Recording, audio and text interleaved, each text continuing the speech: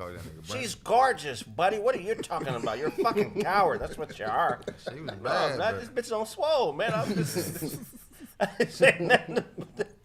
I didn't say nothing but fact. She was hella swole. She like Ray Caruth. But she got me because when I first seen her face, we're on. I'm like, man, I'd take her down. Yeah. We on. I want to give a shout out to @GymFreakGen1. You're beautiful, baby. Yeah. I don't want you to think I dislike you. You know, we could be friends. And if you put on the right glove, I'll let you give me a hand job. It's got to be a glove that softened the blow, though. It can't be. Kraig don't want to get in the put in the motherfucking headlock when she see it in person. It's got to be a padded glove, nigga, with a cum release. So when I come and make her let my shit go, nigga, she might That's the safe word. That cum release, nigga. What? She might shoot me back in me if I let her keep her grip. She on swole, man. She beautiful though, but couple of them real buff niggas got on my head. I just want to let y'all know this ain't beef. I'm a comedian. Linguistics, comedy is words. Words are my art, man. So don't think that it's personal. I talk about myself every day, all day. Yeah. You know what I'm saying? I don't think I'm the shit. I got issues, nigga. So don't think I'm out here judging. If I see something that makes me laugh a little bit on the inside, I'm gonna bring it up. You know what I'm saying? I read an article today. Y'all see that that Dennis Rodman article? No. He was talking about how he used to smash chicks on the floor of what's this stadium they play in Chicago? The United Center. He used to smash chicks on the floor of the United Center, like on the basketball court. I believe it. You know what I'm saying? I believe it too. And I thought that was amazing, bro. And it just made me think, man. I think there needs to be a new classification of a woman's status in this country, because right now we have single and we have married, right? But I think prostitute needs to be a status. You feel what I'm saying? Because normal women who are classified as either single or married, they want respect. You know, that's one of the number one things they want. But a prostitute wants money. Yeah. Any woman that'll do anything for money, including getting smashed on a basketball court, is not like all the other women. When I say the word bitch, these are the type of bitches I'm talking about. You know what I'm saying? Right. You know, this chick is married to the game, nigga. If she had a baby, if she went into labor, she'd be having a ball, nigga. Oh, man. She's married to the game. Did you hear it? You know what I'm saying? That's crazy. You know what I mean? When you go on a date with this bitch, a referee should be present, nigga. So, Yeah. so if you do something foul, like tell a bitch that's married to the game you love her, nigga, they could call a technical on you. Like this bitch. One more. This bitch is in uniform, nigga. What are you doing? 2 tests, you get ejected. One more and you're out of here, buddy. Some of these chicks are married to the game, and there's nothing wrong with that. But in life, we have classifications so people can know. Because look, you don't get a chance to get to know everybody on a personal level. So when a motherfucker tells you what they do, that's a symbolism. If I'm a pilot, or if I'm a police officer, or a firefighter, or a lawyer, that's symbolism that's supposed to give me a summary just off the title of what you do, of who you are and what you stand for. Because you can't give everybody the whole rundown, so your title won't give them the rundown. You feel what I'm saying? So we need that prostitute classification so some of these square niggas can stop fucking the game up. That's all they doing. They fucking the game up, man. So my question to y'all is this. How can we teach regular everyday men to tell the difference between a regular woman, single or married, as her status, and a hoe? Because a lot of people think hoes are walking up and down the street. You know what I'm saying? They think it's obvious. You know what I'm saying? How can we teach these young brothers to find out the difference between a hoe and a regular woman? Yeah. The lines got blurred through Instagram, man. I'm telling you, it's a whole lot more difficult because they be like, "Oh, I'm a nurse," and it be true. Yeah, right. But that trip to Miami, she's a nurse hoe now. So it's tough. Right. Shit. How do you figure it out? How do you figure out the difference, those between a regular everyday woman and a woman that should be classified as a prostitute? I mean, it's pretty much if she, the way she acts, how I spend money, the way her reaction to how I spend my money, you know, that can show me something. If you Like, let's say if I take you out, now I might order something expensive or whatever. You over here, being giddy and ordering. Oh, you got it like that? Right. Just just if you can't, it's a certain thing, certain shit she gonna do or say that's gonna let me. Oh, this motherfucker's she in my pockets. Let me go over here. Yeah. Let me head out. So I'm not dealing with no prostitutes. I'm telling you that right now. I'm gonna keep it 100. You gotta, you look, this, oh, go ahead, I'm sorry. No, go ahead. Now you gotta stop thinking with your dick too, man. Like, you know what I'm saying? That's what's gonna get you in trouble first and foremost. Cause you're not gonna look at nothing else. You're gonna look at some ass, some titties. You got a pretty face. Oh, she want to talk to me. That's 90% of the shit. Niggas be embarrassed to talk to pretty women. So when they do say something, nigga, whatever I gotta do to keep her. So that's what I need $80. That's what I'm saying. So they not gonna look at it like that. You know what I mean? They not looking at it like, oh well, she's a hoe. Like, she just needs something, my nigga. It's not right.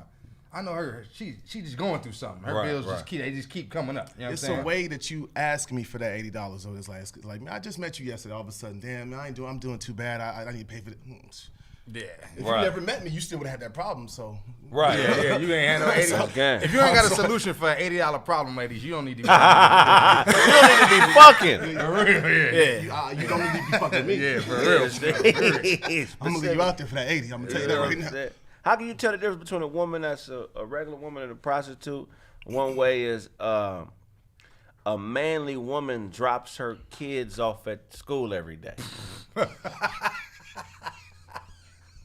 manly woman? What do you mean by manly woman, man? Manly woman. A lot of deeper. times women will date manly women, because they want to get a uterus a break. Okay. They're tired of fucking and getting pregnant. Okay. So they'll go on a 2 or 3 year pussy hiatus. You know what I'm saying? Just a pussy halftime. Yeah. So they can still nut, so the pussy can be tended to, but not have the responsibility of falling under the tutelage of a man. You feel me? Okay. Because with a woman, another woman, I'm not saying in every case, because I know some stomp down studs. I know some studs that got knuckles like niggas. You feel what I'm saying? Yeah. But in most cases, a lesbian relationship is like just two partners fucking. It ain't really no accountability. You know what I'm saying? Ain't really no accountability. But it's consequences when they fuck a man. Like, you can get pregnant. Yeah, I got you. It's it's a higher gravity situation in some cases. Not all. I know I sound ignorant. Seems like some accountability though. That happens. That's real shit though. Like, Hey, Dunk, real quick. A nigga said Brandon built like a sandbag. That's fucking, bro, that's funny. I couldn't hold it in, bro. That's just funny. hilarious. It's a sandbag. That's what's up, man. It's on the screen. Man, hit us with the greeting for Dozie, B. Hey, man. Well, who's the guy next to me? First of all, he can't hit you with a greeting. He came in after Doze. I wish that nigga would say something about Doze. Yeah, who the fuck is this? Man, that's the homie Jay.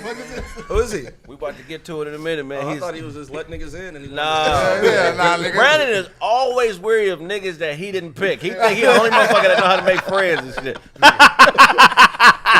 Nigga, I'm 5 years older, nigga. I know what I'm doing when it comes to friends, nigga. For real, nigga. I've been making friends since 19. What my first friend was 85. When you were 3, 4?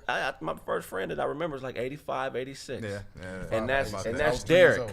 Derek, he's been on the show. That was my first friend. I met him at church, man.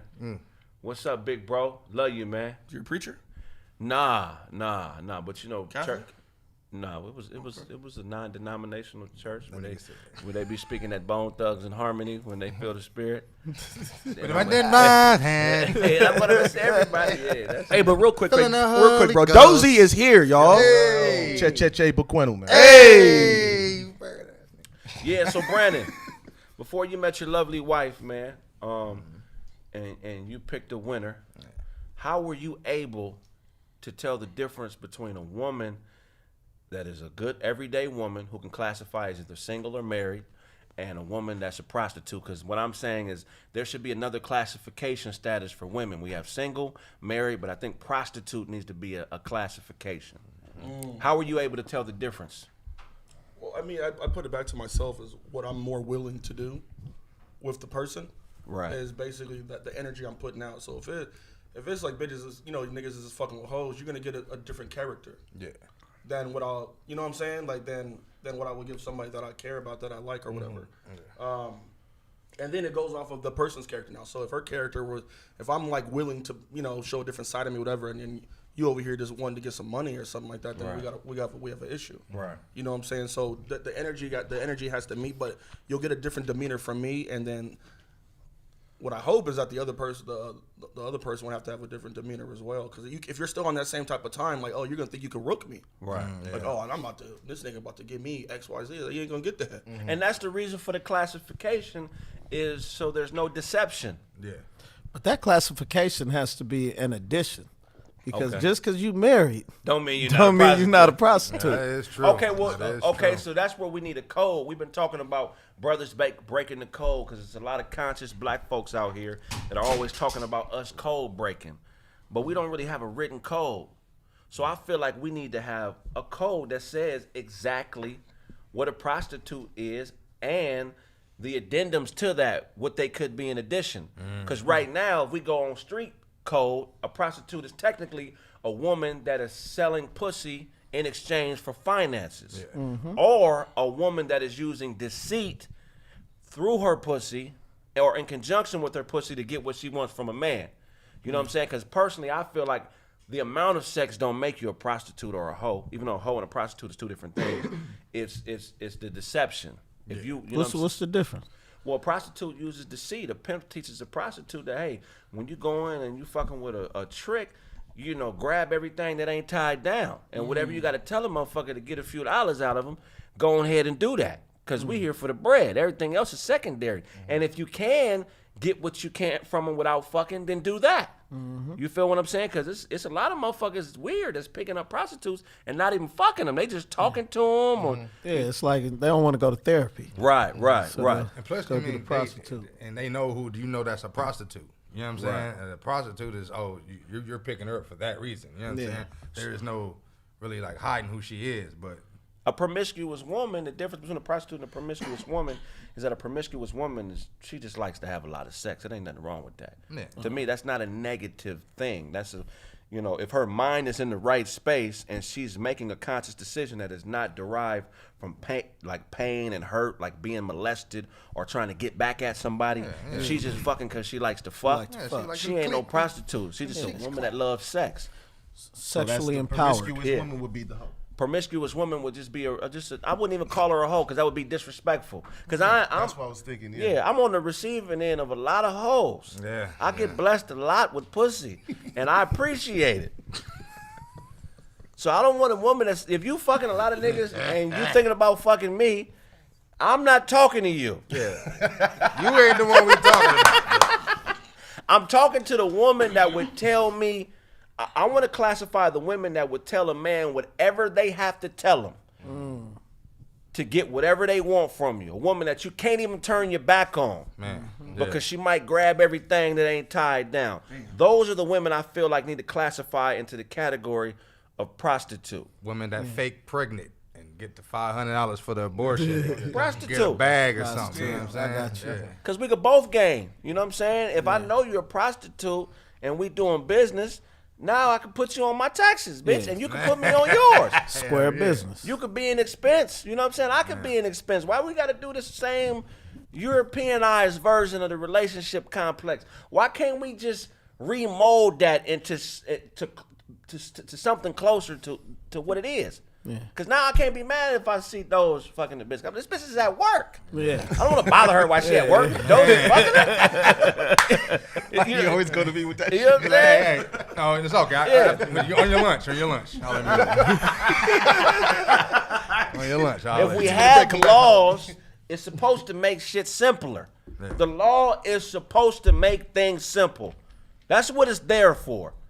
You know what I'm saying? Now, people's interpretation of the law, that's different. And that's what we're going to get into in this next segment, man. I have an esteemed guest, and I know Brandon is going to love this dude once he figures out who he is. Man, please introduce yourself. Tell everybody who you are, man. Thank you. First of all, thanks, Kraig, for having me on the show. It's a pleasure to be here. I am Jaye Person Lynn. I'm an abolitionist who makes a living as an attorney, specifically criminal defense. And I'm born and raised in Southern California, HBCU graduated. Shout out to Hampton University and Howard University School of Law. Came back home to serve my community, and that's what I do. And I'm here today to talk about the circumstances that led to me currently being on probation. Okay, we're going to cut that. Let's go to the tape. I want y'all to take a look at this tape, man. This is very important. Very important, man. We'll be. Can you put it here? We can't get the show right. Nah, I'll give you my phone so you can look at it. Okay. You remember this case, B, because we talked about it extensively. Yeah, I definitely want to see it. We can't get the You can go live. Oh, you have seen this? Use the bathroom. I got 2 minutes. That's crazy. I just saw this. You got it right last for me? week. I see it now.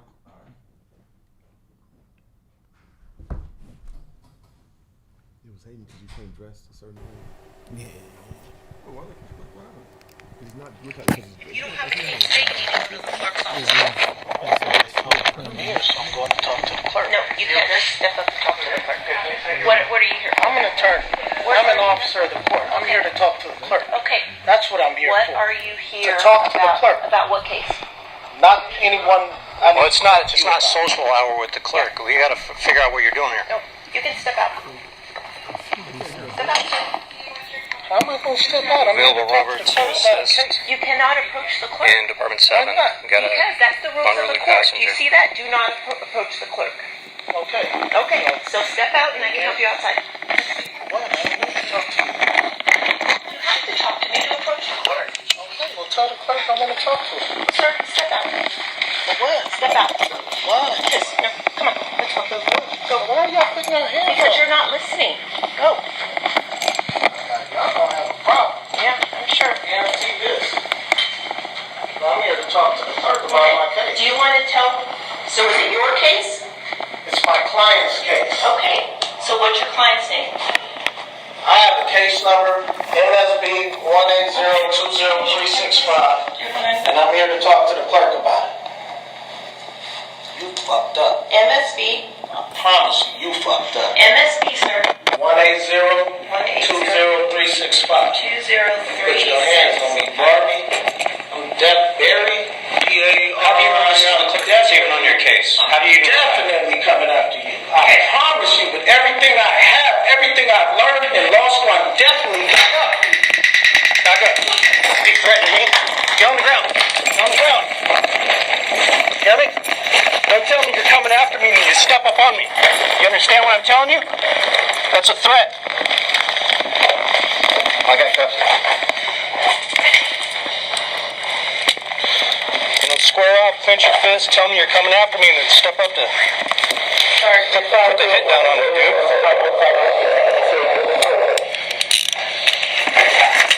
Oh, servant. You done? You gonna go in the program, or you gonna keep resisting? You got my taser?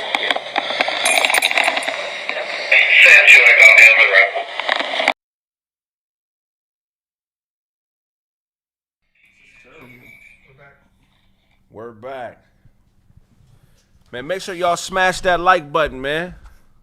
So look, man, a lot of times people think, you know, because I go to school, I get educated, I do the right thing, that things are gonna be fair and work out for me because I'm a good person and I'm doing right and I'm just living and going to church and all that stuff. They think that doing the right thing is enough in life. How did this situation change your perspective? And let's go. First of all, let's go. What before you got to court? What were you expecting from court? Were you expecting to be disrespected that day? No, not at all. I mean, I know the possibility of disrespect is always out there. I'm a descendant of enslaved Africans in the United States of America. So, you know, the foundation of this nation, the founding document is a Declaration of Independence, even before the Constitution. Right. And in that document, the main person credited for writing it held hundreds of our ancestors as enslaving them while he wrote, all men are created equal. Thomas Jefferson. Yes, endowed with certain inalienable rights, amongst Right. them life, liberty, and property. Now, in that statement, most people gloss over it, but this situation and others is what let me know what that meant. When you said all men are created equal while holding my ancestors as slaves, you're saying I'm not a man. I'm not a human being. Well, let's go into that, because in the law it also stated that we are 3/5 of a human. Yeah, that was a constitution, and that's just in case the Declaration wasn't enough. Right. Then because that was 1776. So the Constitution wasn't ratified by the last state until like 1783 or something. So a few years later, they had to take some time to figure it all out and everybody agree on it. But the agreement was that, okay, they're 3/5 of persons. Right. And I argue today that's about the amount of rights we actually have. I would agree. We have about 3/5 of the rights. Like, we're supposed to have a right against unreasonable search and seizure, but as you saw in the video, whenever an officer grabs you, you're seized. Right. Right. So I got seized unreasonably because he didn't believe I was who I had already told him I was. Right. Didn't care to ask. We don't have the time to really break down the video, but before he pushes me, I reach in my right back pocket, because that's where I keep my wallet with my bar card, and I was going to show them because I've been disbelieved before, right. but no one has gotten violent with me. Right. And so when he got violent, that threw me off in the moment. And, you know, looking back hindsight, maybe after he got violent, I should have just pulled out the bar card. Hey, I'm an attorney.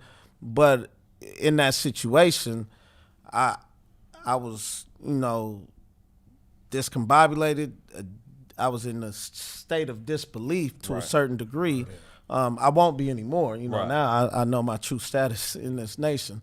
But 1 second, three things to my watchers. So I want to dumb this down, because I know it's a motherfucker out there thinking inalienable. They had UFOs in Thomas Jefferson time. This nigga's not talking about Martians.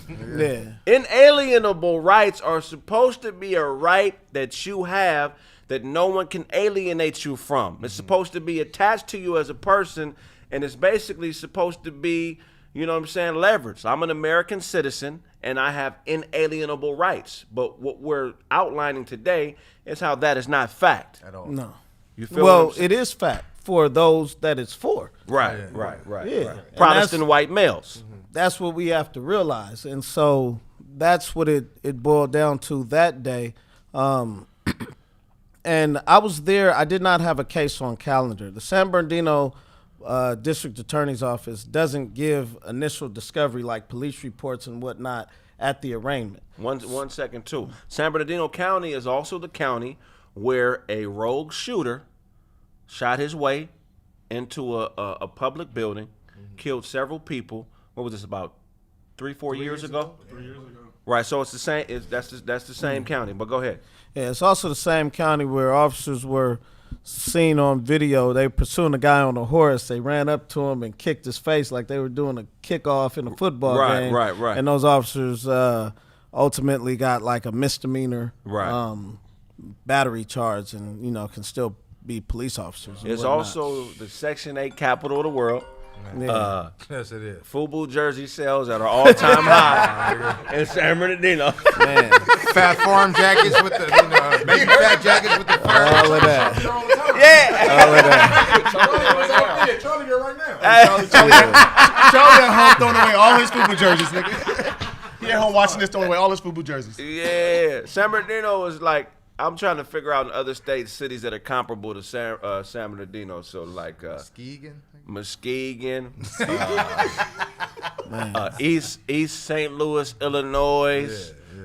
It's a city like that. Spartanburg. You know, it's nothing to play with. The brothers, you know, California is a city where everybody from all over who's trying to find cheaper rent, this is like where they land. So it's killers and all types of dysfunctional shit happening in San Bernardino. A few snitches. Few snitches. LA. Yeah, right. So the demographic to set the tone is a little bit different. So the policing, even though most policing is racist, in San Bernardino, they're dealing with a different type of demographic. I say the word again. So they wouldn't be used to a brother coming in qualified and being a lawyer. They're used to seeing brothers in chains, and getting locked up. So go ahead. Okay. Yeah, and they have and see, the thing is, I was going to pick up discovery. I did go pick up the discovery, met with my client, and then I was asking about the process of changing a date in hopes that I wouldn't have to, because the date got set at the initial arraignment, and I was hoping I wouldn't have to come back or send somebody to change that next date. And so that's all I was asking about. And when I ultimately did it, it took about 3 minutes to get done. Now, that's why I was not dressed. I left my home that day. I called the court and said, hey, how do I do this? They said, well, you need to go to the clerk's office. So I had no expectation of being inside of a courtroom that day. Right. It's always a possibility, but I had no expectation. And when attorneys like myself don't go to court, we're typically not in suits. Mm-hmm. That's just, and I earned the right, or at least I thought I did, to dress how I want to dress. Yeah. And what I had on, it was an African print shirt. It had dashiki print. Handmade from the finest West African cottons in the Gambia, some red pants and some camouflage like moccasin style shoes. And so when I went to the clerk's office, they sent me to the courtroom. I go in the courtroom, get a call. As I'm walking in, the initial bailiff doesn't stop me. The guy walks up, and there's no audio on this, but he says, hey, do I know you? I say, nah, but I'm here to talk to the clerk about one of my cases. He says, well, you got to go back there. I asked why. He says, because you're not an attorney. I say, well, I am an attorney. Then he says, well, you need to talk to her. That's when you see me go turn and talk to the bailiff, which, so I'm complying, right? Right. She says, before I say anything, she says, sir, you see that bar? Only attorneys can pass that bar. Say, I am an attorney. We have back and forth. She's telling me if I don't have a case on calendar, I need to go to the clerk's office. I reach in my pocket to get my bar card. That's when he pushes me. What? So when the audio starts, you hear her saying, sir, if you don't have a case on calendar, you need to go to the clerk's office. And I say, I went there. They told me to come here. And that's when I go back like, look, I'm an attorney. I'm an officer of the court, thinking if I use these kind of words, maybe they'll believe me. Yeah.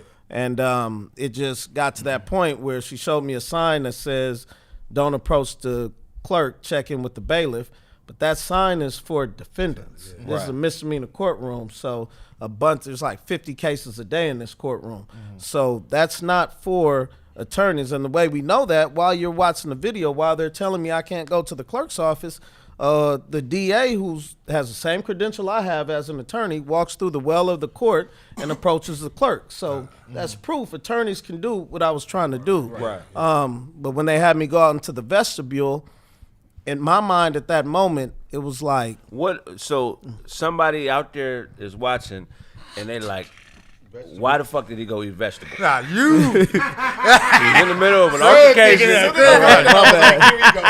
I'm just saying, we got to dumb it down for the audience. I got you. So what the hell is a vestibule? The vestibule is the little area. I learned the word from this case, but it's a little area in between the hallway and the courtroom. Okay. It's a little area. There's usually like a court reporter's room and then another little room where attorneys can interview their clients and whatnot. So that's what's in there. But there's no cameras, and the door was open when I walked in, but the bailiff closed it. And you also see he already had it in his mind to tase me because his taser was out while I was just talking to the other bailiff. So I give What's her the officer's name?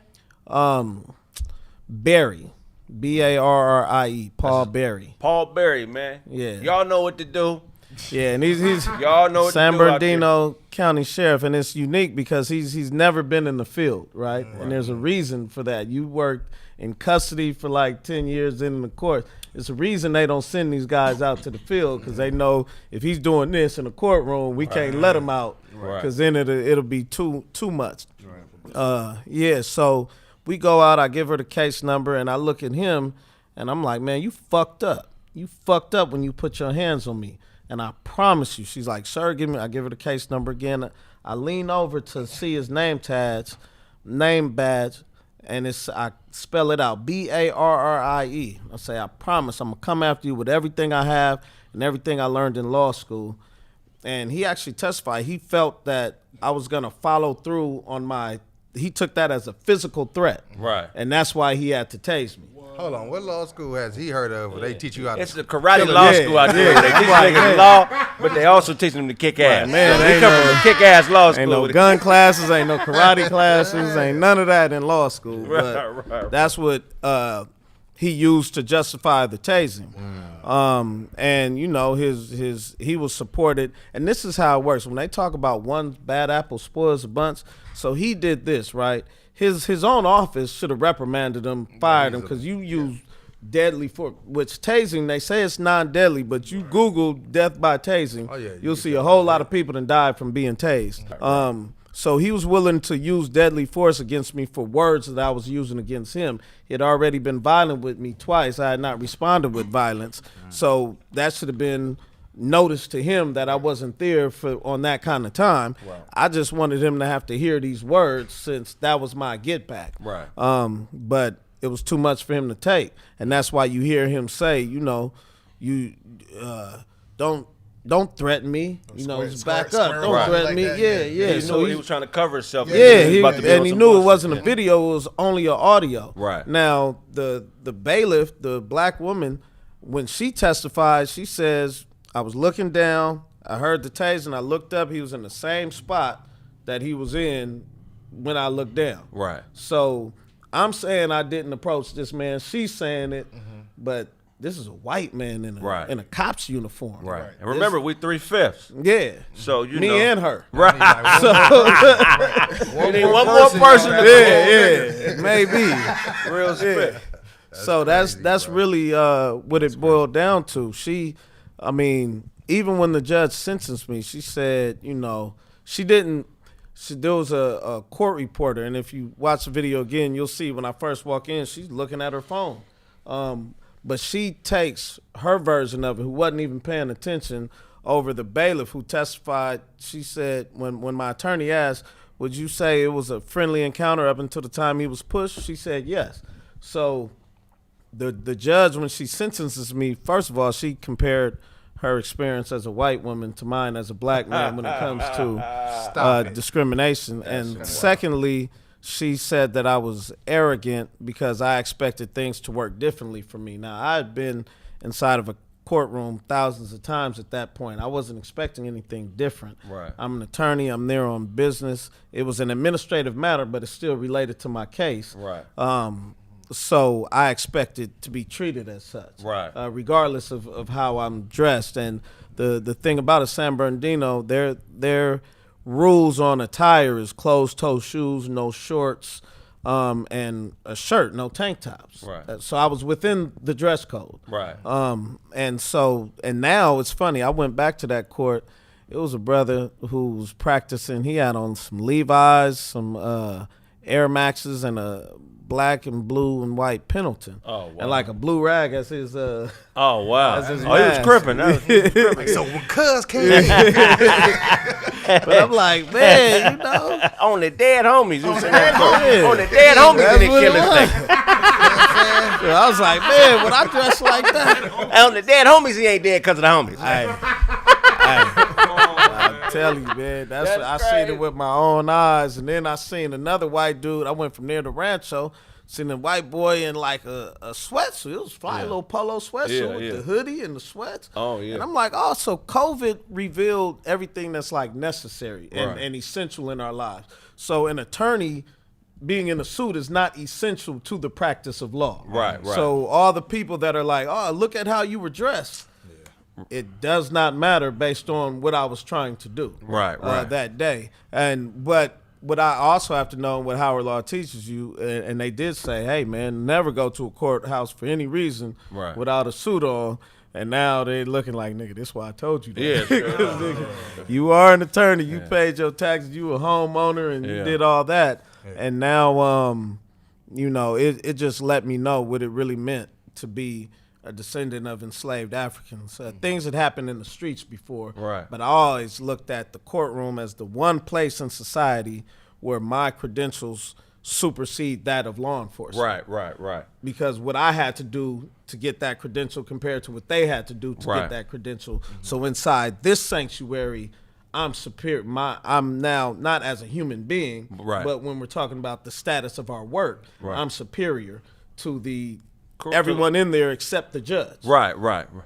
But you know, this situation taught me, despite that, you is a nigga. Right. And that's Wherever what you go. society will treat you as. And as long as, forget the Constitution, as long as the Declaration has 1776 as the date and all people are created equal, that means that status will remain in this country for us until that is abolished. And that's why I'm an abolitionist. I'm not for reform, because we had reforms after 92 and things was cool for a few months. Then, you know, it's like you pull the weeds out, but if you don't get the roots out, the lawn gonna look nice for a while, then the weeds gonna come back. And that's what happened. They changed. Now we flipped, blew up. Now they want to have reforms again, but all it's gonna do, you reform us, we'll reform our oppression. Definitely. And we'll change it. So that's why I want to be clear. I'm not about reforms. The only reason I'd be for reform is if it's a step on the path to abolition. And when I say that, I don't mean,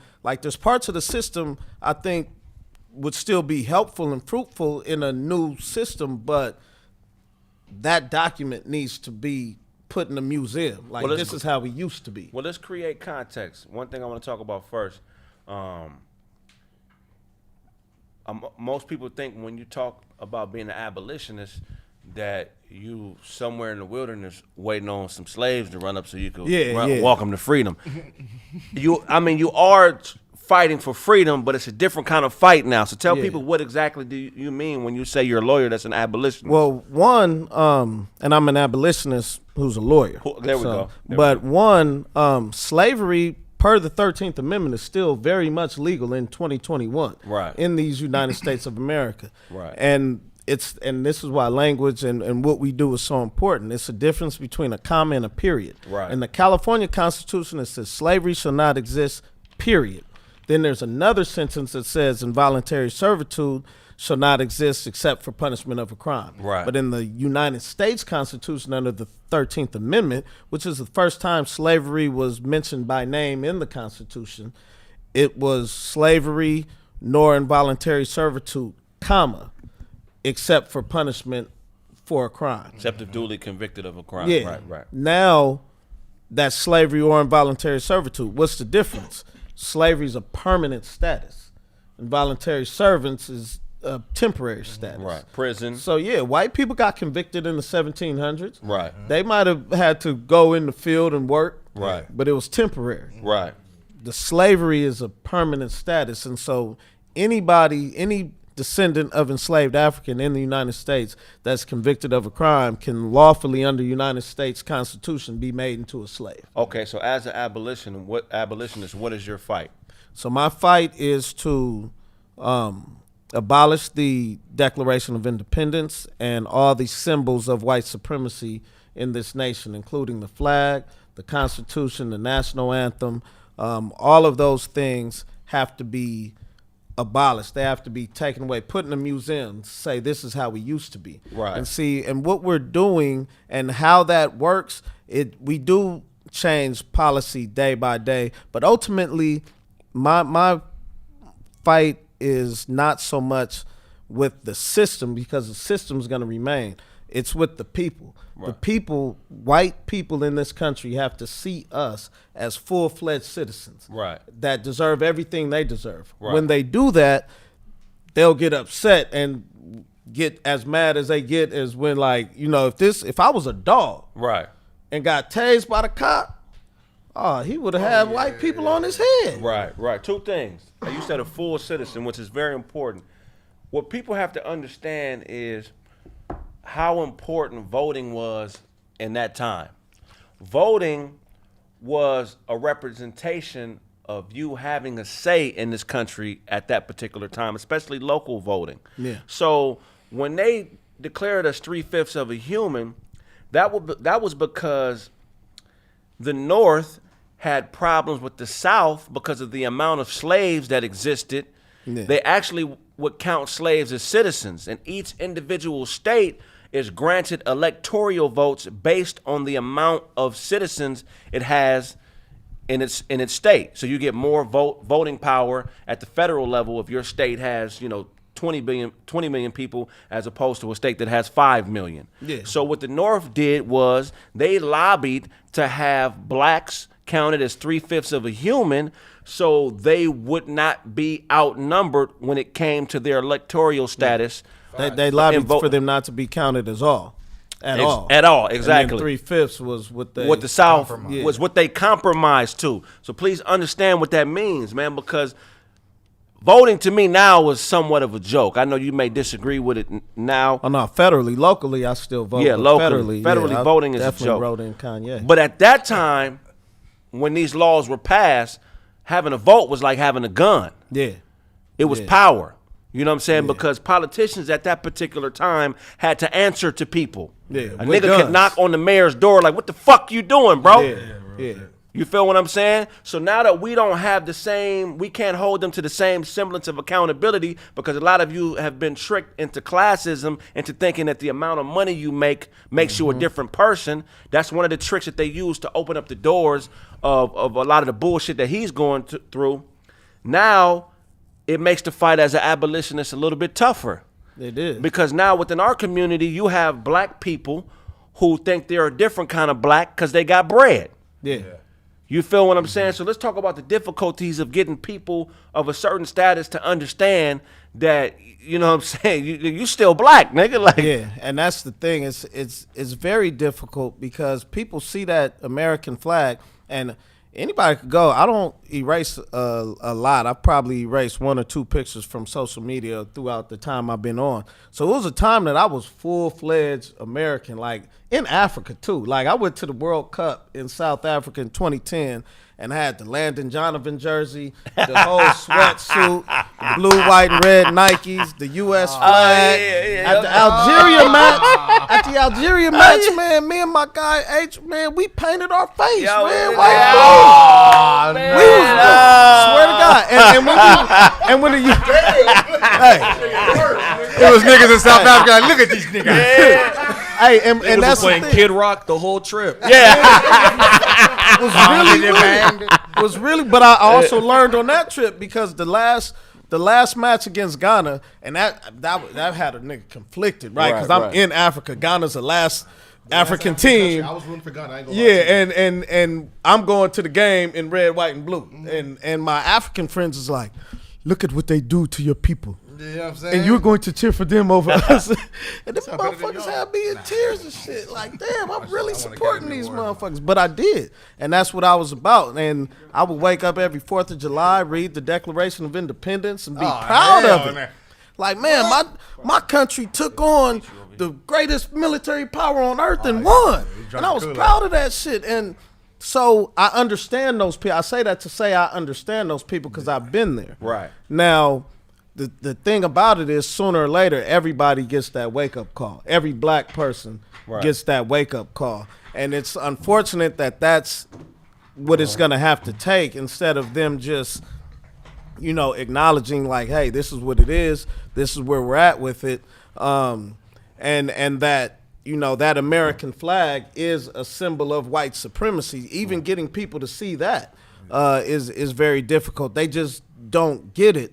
But the other thing is we don't have any example for what I'm trying to do, right? Where historically do we have the descendants of enslaved people living harmoniously in the same land of enslavement with the descendants of the enslavers? Right. It does not exist on earth. So what we're trying to do here is... It does at the zoo. At the zoo is animals living in the same context of how we're living. You know what I'm saying? That's true. That's it. And the closest example we have is South Africa. Right. Which was apartheid. Now, what did South Africa do? Change their flag. Right. Change their constitution. Change their national anthem.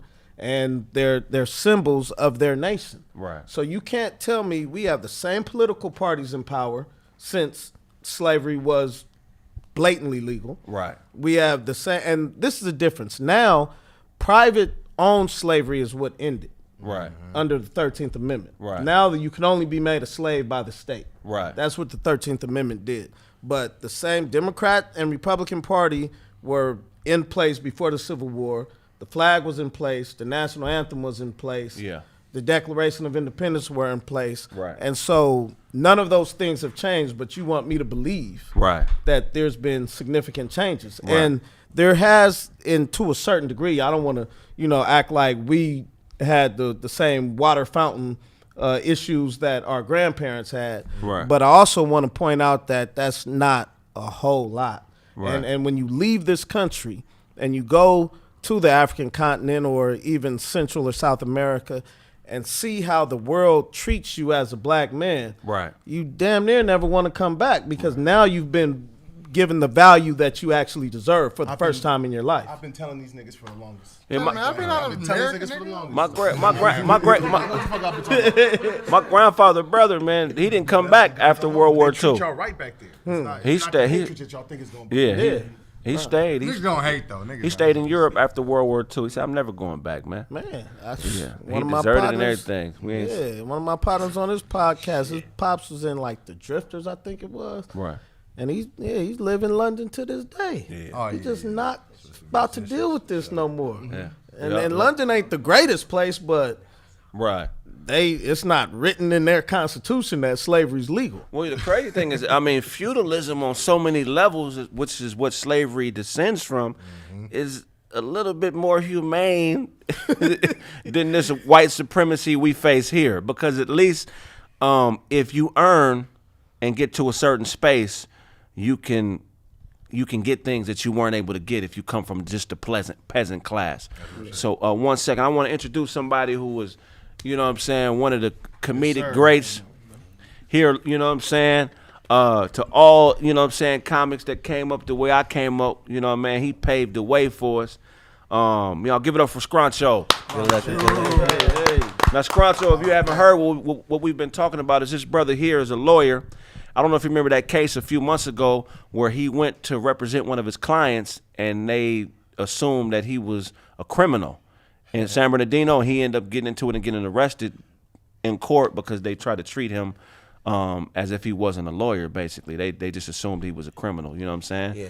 So I want to ask you a question. Have you ever been the victim of injustice as a citizen, you know what I'm saying, in this country? Have you ever been treated wrong, or have the police ever done something to you that you felt was unconstitutional? Hey man, to be honest, I always tell people I got a problem with safe niggas, right? And what a safe nigga is you can't love your oppressors and love real niggas at the same time. Either you love oppressors and can't stand real niggas, or you love real niggas and can't stand your oppressor. Right. Now, but the safe nigga often hide behind a fake love Right. for black people, the black race. But when they get, and when I say the oppressed, I'm not talking about white people individually. I'm talking about the laws, Right. The traditional racism that he faced, the economic, the systematic racism. When you don't fight for those laws, right, and you give up on those laws, that means white people to sprinkle some favor, their privileges on you. Now, nigga, you think you special. Right. You see what I'm saying? Fuck that shit. So now you safe. Right. So hanging out. That's how I come out and tell people all the time. I got homies at a lot of industry buddies at golf. You know what I'm saying? And I got a lot of industry buddies that I love them, but it ain't that I don't trust them. I just don't trust no nigga that play golf. Because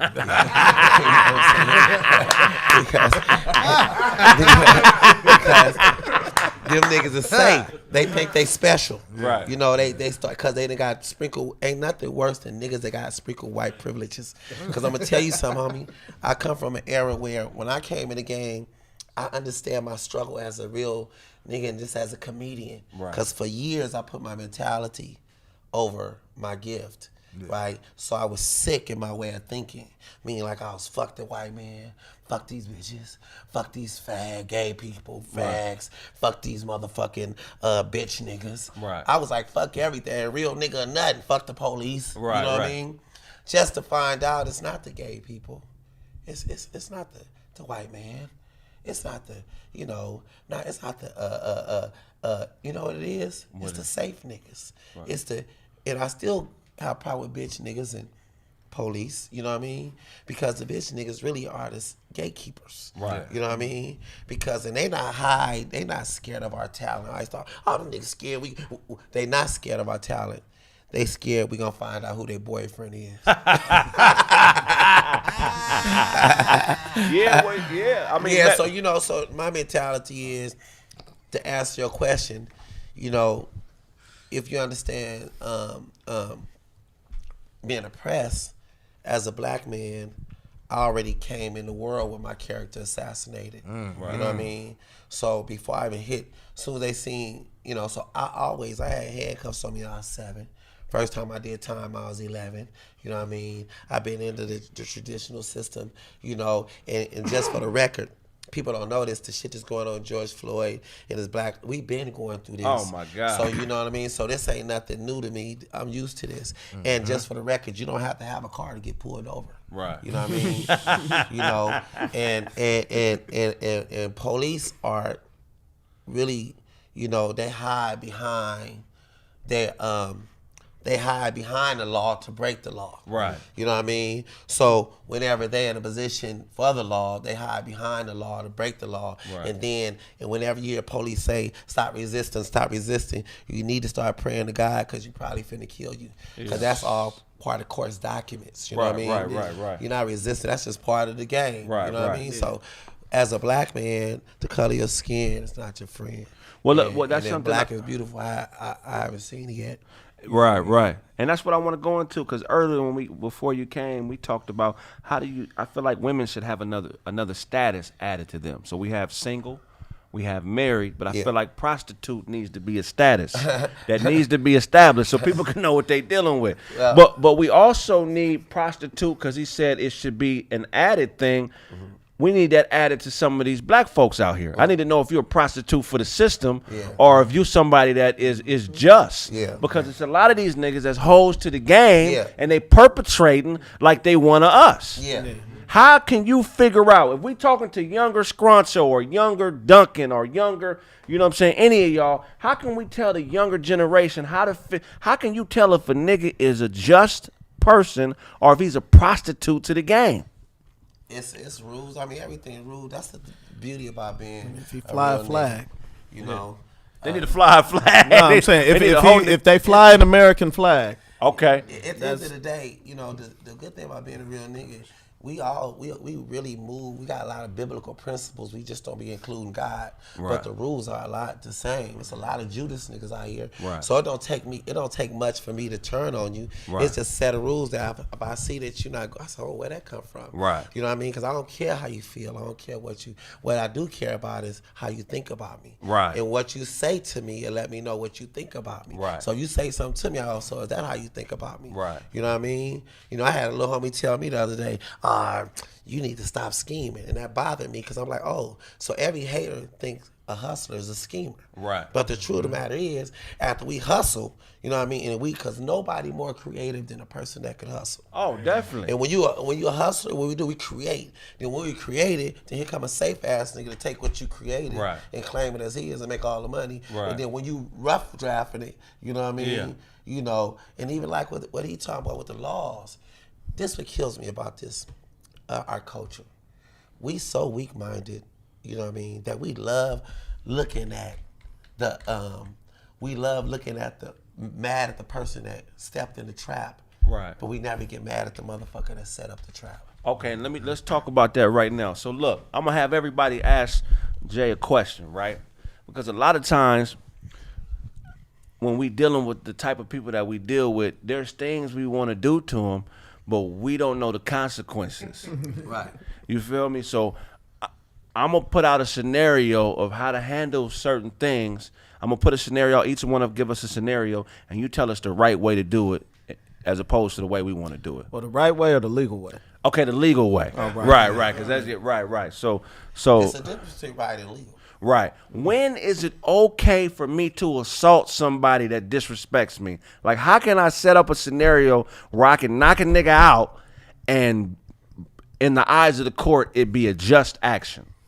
Well, it's it would have to be unprotected speech, right? Like fighting words. Like fuck you fucking nigger. Right. Like the courts ruled, like, all right, that's fighting words. Like there's certain things, but if it's just, they're getting under your skin, but they aren't saying those things that would make a reasonable person react with violence. So a fighting word doesn't have to necessarily be a word that says, I'm about to attack you. No. It could be something that they know presses your buttons. And so it's not the same for everybody, right? Because if I know you have this special relationship with your mom who's sick, fighting stage 4 cancer right now, and I'm like, fuck that bitch. Right. That's different than, if mom was on crack, you ain't never knew her, you might tell the next person, fuck that bitch, talking about his mom, and he'd be like, fuck her, I don't know that bitch anyway. So it can be different based on the circumstances and what that person knows. So if they're trying to incite you, you still might have to go to trial to get a jury to agree. Right. But that's what the law has stated, is that those kind of things are similar to fighting, and that it's reasonable for you to react that way, because if somebody's saying these things, then they must violence must be next. Right. Anybody else have a question, a law question? Go ahead. For me, my bad. For me, like I had a situation with a crackhead like in December. True story though, like true story. You feel what I'm saying? And basically what happened was, bro, the crackhead kept breaking in my sister, me and my sister car. You dig what I'm saying? I'm going out there. He tried to mull over there. He share a car with his sister, nigga. It's all right, man. Get it how you live, brother. Hey, Kraig, the crackhead Kraig, the crackhead recognized his shirt in his car. Hell yeah, nigga. You was giving him rides to SSI office every morning. That nigga that had the gas money and you beat his ass. Okay, now go ahead and tell the story. Nah, so what happened was I opened my sister's door, and I seen her, you know what I'm saying, in the car. You feel what I'm saying? So what I did was, the crackhead was in the car. Yeah, in the car, just like going through my sister's shit. So you come outside and the crackhead is in your car, and you in your sister's car. Yeah, I'm seeing it through the windshield. I'm coming out the house. I'm seeing it through the windshield. Right. So what I did was I opened the door, right? So when I opened the door, she still didn't notice me. I said, yo, what up, bitch? You know we gotta get that entrance, you know what I mean? It's always in the movies. You know nigga always swing on a nigga, they always say something famous. So I hit her with one of those. And so when I opened the door, man, I kicked her in her shit, like all in her face and shit, right? Oh, wow. You know what I'm saying? She flew on the other side, but at that, they ain't even a kicker, bro. Kicker. But I fucked around and my knee hyperextended. So my hold on. So the question to you is, like in that situation, you told that story. Oh yeah. My question to you is, bro, like if that shit, like say if that shit didn't happen, I whooped the crackhead ass. You know what I'm saying? Or beat them the fuck up or tased them. Like what is the best way to handle some shit? Yeah, you. It has to be. Hold on, real quick. You didn't tell him the leg shit. You skipped over why you got a knee brace under your jeans right now. Oh yeah, I did. I said I hyperextended my shit when I. My shit. Yeah, I could get it. When she attacked you and you had to kick her to protect yourself, that's lawful, and that's I'm sure what she did, and that's why you kicked her. So yeah, man. That's lawful, and you know with self-defense, a lot of people on the streets I hear all the time, ain't no self-defense in California. That's not true. California does not have a statute in and of itself that says you can stand your ground. But when reading the jury instruction, it says that the person does not, when the self-defense jury instruction says the person does not have a duty to retreat. They can stand their ground. So that's in California statutes, California jury instructions. So, but it's about the level of force that you use. So if somebody brings deadly force to you, you can defend yourself with deadly force. Right. But they can't bring, a slap and then you come with a rifle, or a pistol. Now, I mean, but now it all depends, right? Because if I see Mike Tyson about to punch me, I'll be like, man, that's deadly, my nigga. You might have to get shot. But that's what it is. So, whenever you telling that story, make sure you never leave out the fact that she attacked you and you had to defend yourself because it is COVID, and you know who knows if she was out there. So legally, she'd be responsible for his medical bills. And there's ways, yeah. She gonna pay that nigga in dirty blankets. One, but 2, 3, could be. Just hold that L. Nigga gonna have 12 baskets and 800 dirty blankets. Man, I'm telling you, if you spend the money to file a lawsuit against a crackhead that's going in your car for money, bro, I want everything this bitch got, which is nothing. All you gonna get is hepatitis from that bitch. It's gonna be a little vial full of hepatitis. You have a liquor store bag full of bullshit, nigga. And that's why you had to kick her as opposed to punch her, because your legs are longer than your arms, and you had to keep social distance. I'm with you, brother. So she fired on you. Yeah, that's what I said. Yeah, we gonna say that. Buckled your knee. And she dazed you a little bit. You seen stars. He's like, Hey, you know what I'm saying? Tell me what to say. But was it a roundhouse? Was it a side? Man, that was like one of them diesel kicks he doing WWE. Undertaker kicks, you know, like Yeah. You hit it with the "This is Sparta." Yeah, exactly. It was one of those. Because she was coming at you. Oh yeah. Yeah, I was basically holding on the door. You know when you hold on the door, you see the shit on World Star. You seen Oriion's belt when she fired on you. You seen stars. he didn't want her to get out. Now you better not get out. That nigga seen the North Star, nigga. Get out. She start talking like Whack 100. So you down, nigga, get out. I said, you said what, bitch? She said what? Let me kick this bitch before she get out this car. Yeah, but that's exactly why I kicked it, because I didn't want to catch none of that COVID shit. You know? Did you take a bath after y'all fought? Nigga said nigga went And they got. I was in an ambulance. No. He said, did you take a bath after y'all fucked? He said fought or fuck? No, after y'all fought. Oh, yeah. Oh, you was fucking her in the car? Fucked his knee up. Yo, so I got a question I want to ask you. I want to circle back to the situation that happened with you in the courthouse. Do you still have faith in the law, even though like we all seen what just happened to you? And I'm guessing you lost. Did you lose the case? Yeah, I went to trial. I was charged with Penal Code 148A1, which is resisting, delaying, or obstructing a police officer in the lawful performance of their duty. And I was, obviously, it couldn't be resisting, but it was delaying or obstructing. And the DA's argument was that because Deputy Berry was not the bailiff, and because I was so irate, and he was a custody deputy, so he was responsible for taking if somebody gets remanded in court, taking them back, or if somebody has court who's in jail, bringing them into court.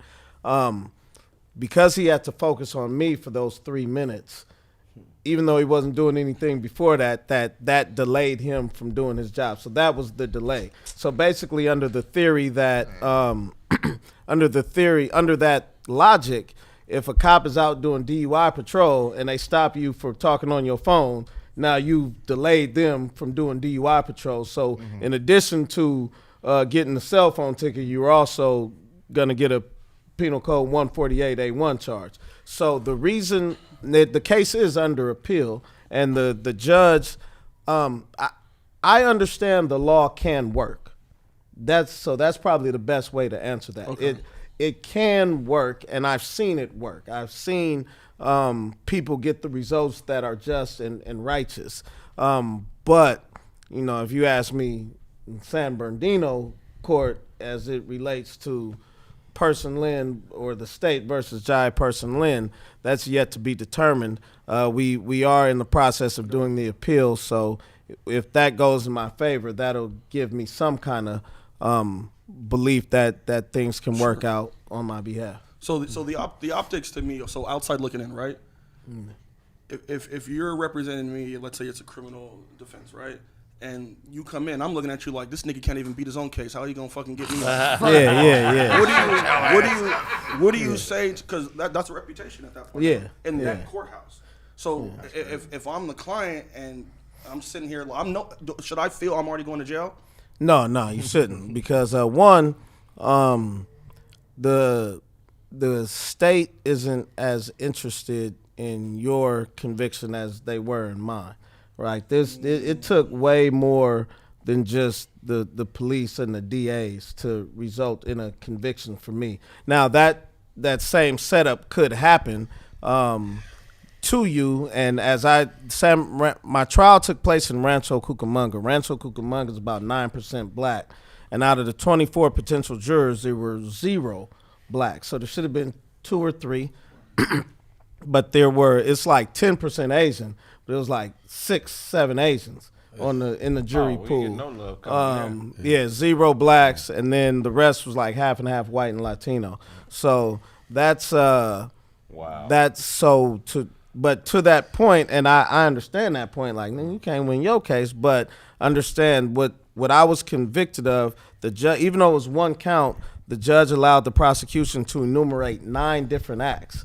And of those 9 acts, 4 of those acts weren't even against Deputy Berry, who was the named victim of the delay or the obstruction, right? Because if you two are partners, just because I obstruct you doesn't mean I obstruct you. But the fact the judge allowed 4 of those 9 to be on Deputy Sutton, who was the black woman who said I shouldn't have been arrested and shouldn't have been tased, that just gave the jury more to decide on. And they ultimately came back to when I was convicted. If you watch the video, the second time he pushed me, his hand was on my chest. I brought my hand up on his. Now, I know how it looks. It looked like I pushed his hand away.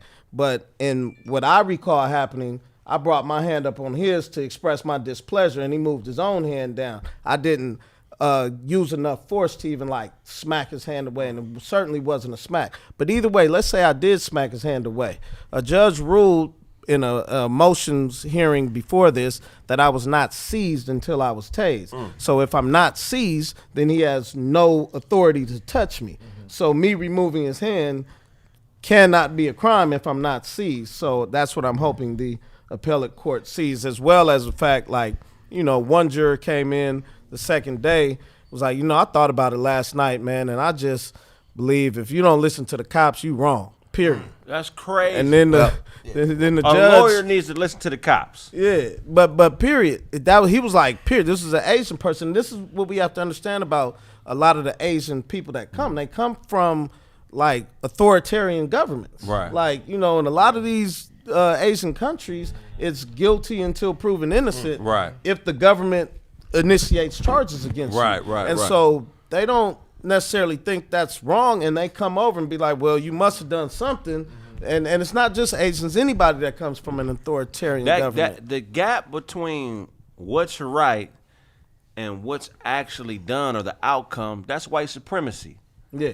You feel what I'm saying? So don't think that the law is there just to protect you, because it's not. It's subject to interpretation. Yeah. You know what I mean? And that's the white supremacy aspect of it, and kind of what he was talking about when people have been sprinkled with the bullshit. You know what I'm saying? That gap is what we face in this country. So don't think that being innocent is enough. Well, I think what everybody's overlooking, to answer everybody's question, I'm not even an attorney, but the reason, here are the facts that the laws is not for black people. It is not for us. It never have been. You got to understand, how many people heard of the racial pyramid or the hierarchy? Far as like well, the racial pyramid, look it up. It's the racial pyramid of hierarchy, and that's how America classify you as a culture and a race.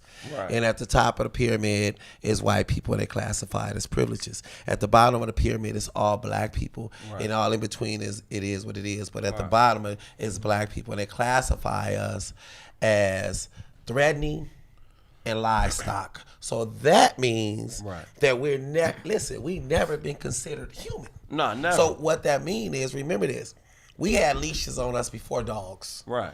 We was getting branded before cows. Right. So we was never systematically included in the system. And they always looked at us as the Karen shit that's going on. Right. Guess what?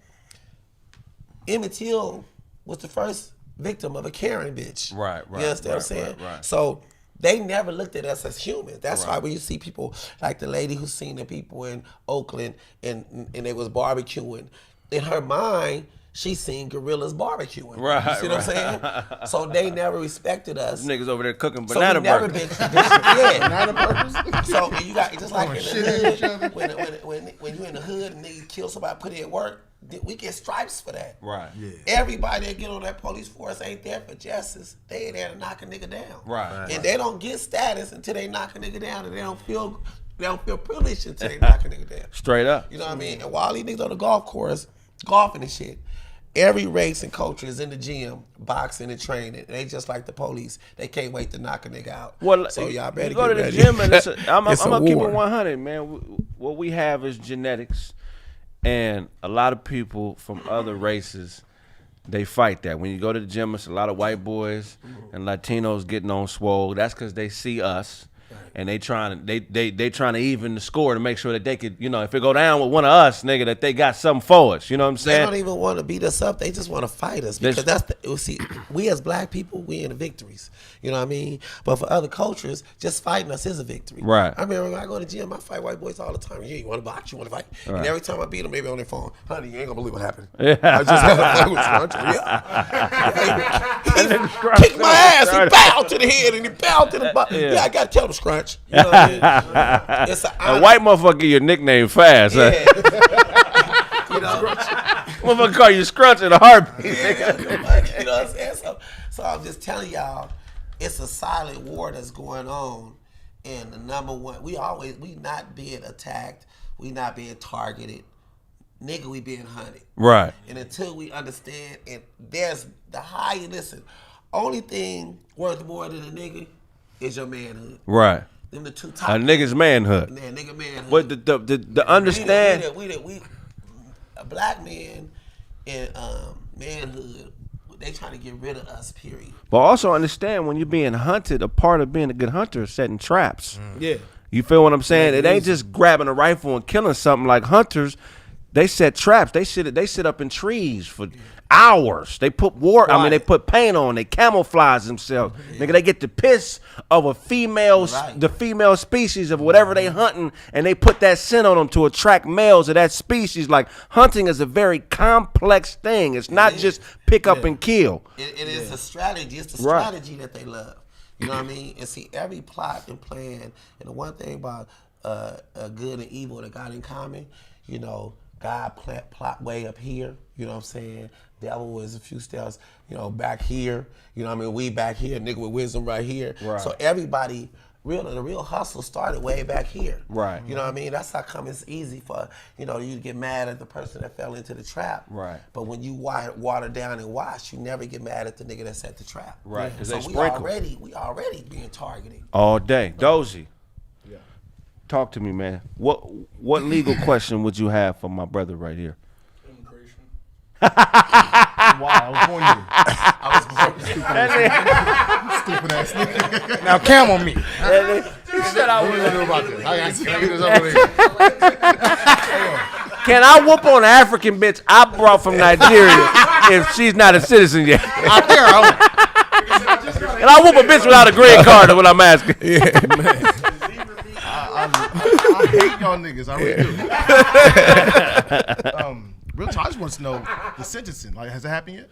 Yeah, I was sentenced to 1 year probation. That was the only term. I don't have no search conditions, or there's nowhere that I can't go or anything. I don't have a probation, a summary probation. Summary misdemeanor- probation, Yeah, yeah. misdemeanor That's what you probation. You still smoke weed? Yeah, man, This nigga out here. This nigga smoke he weed ain't is trying to legal. incriminate you. He incriminated I himself. don't piss in no cups or nothing. I just say it like that. They got on a Yeah, turtleneck and a hoodie. That's a turtleneck. They got on a turtleneck. Did you pass the bar the first time? Nah. It took me a few times, man. You know what? You got that in common. I passed the bar the first time. The second time I stopped and got a drink. I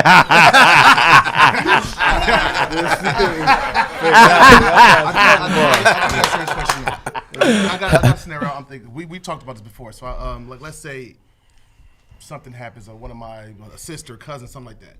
Her boyfriend, whatever, he puts hands on her. I go to the house to go and talk to him. We end up getting in a fight though. Like, I know it's going to look like, oh, you went over there too. No, I went over there to talk to him, to tell him don't do that shit again. But he ended up saying something crazy, and I punched him in this shit. I can get off on that, right? Like what you just said. Well, there's a lot of factors in this, right? Because if your sister's loyalty is going to be extremely important. That's easy. Because if she testifies, because some of these women be so far gone, some of these women be so far gone, it's like, nah, he didn't really hit me, so I don't know why my brother came through tripping.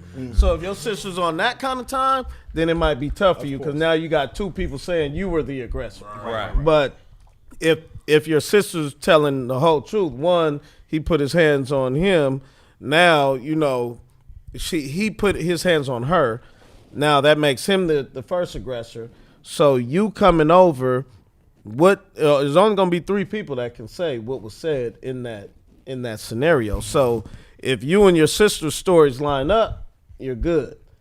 Your sister's a deciding factor. The premeditation part of me going over there and all that. Yeah, Hold on, because a lot of motherfuckers out here are stupid, and they think that premeditation is when you sit in a dark room and make noises before you go do some shit.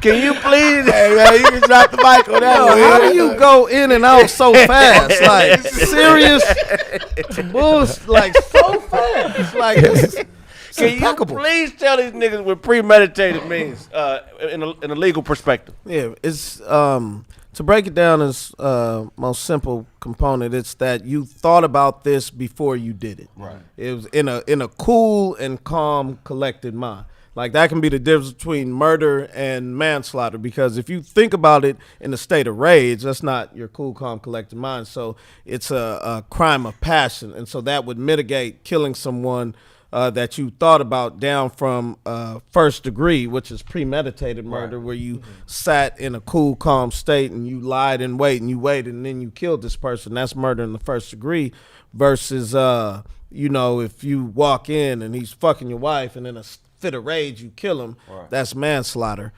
because you're not premeditating, and it's different. Second degree murder is where you didn't necessarily premeditate or lie in wait, but you like killed him unlawfully and there was nothing to mitigate it down. Like you shouldn't have done it. He wasn't in a state. He said something you don't like. He was having a bad day. You shot him in the head. It wasn't premeditated. You didn't go in planning to kill this person, but you did. So the premeditation is thinking about it, but not just thinking about it prior, and that can happen very quickly. The courts have ruled, it can be a few minutes before that you decided to do it, and that can get you to first degree murder. But the premeditation is thinking about it in a calm state for the most part. Let me ask you a question. Well, how does the law decipher if somebody dictates a boundary and says, okay, you're a threat, right? Okay, you're a threat. I view you as a potential threat. Do not come on my property, or, please stay away from me, or, or you try to avoid a person, you create a boundary and they cross that boundary and you defend yourself. How can one who's in a scenario where someone is, always crossing a boundary or putting them in a position that's a compromising position, how do you protect yourself if you're in that position? Because a lot of people live in places where they can't just leave.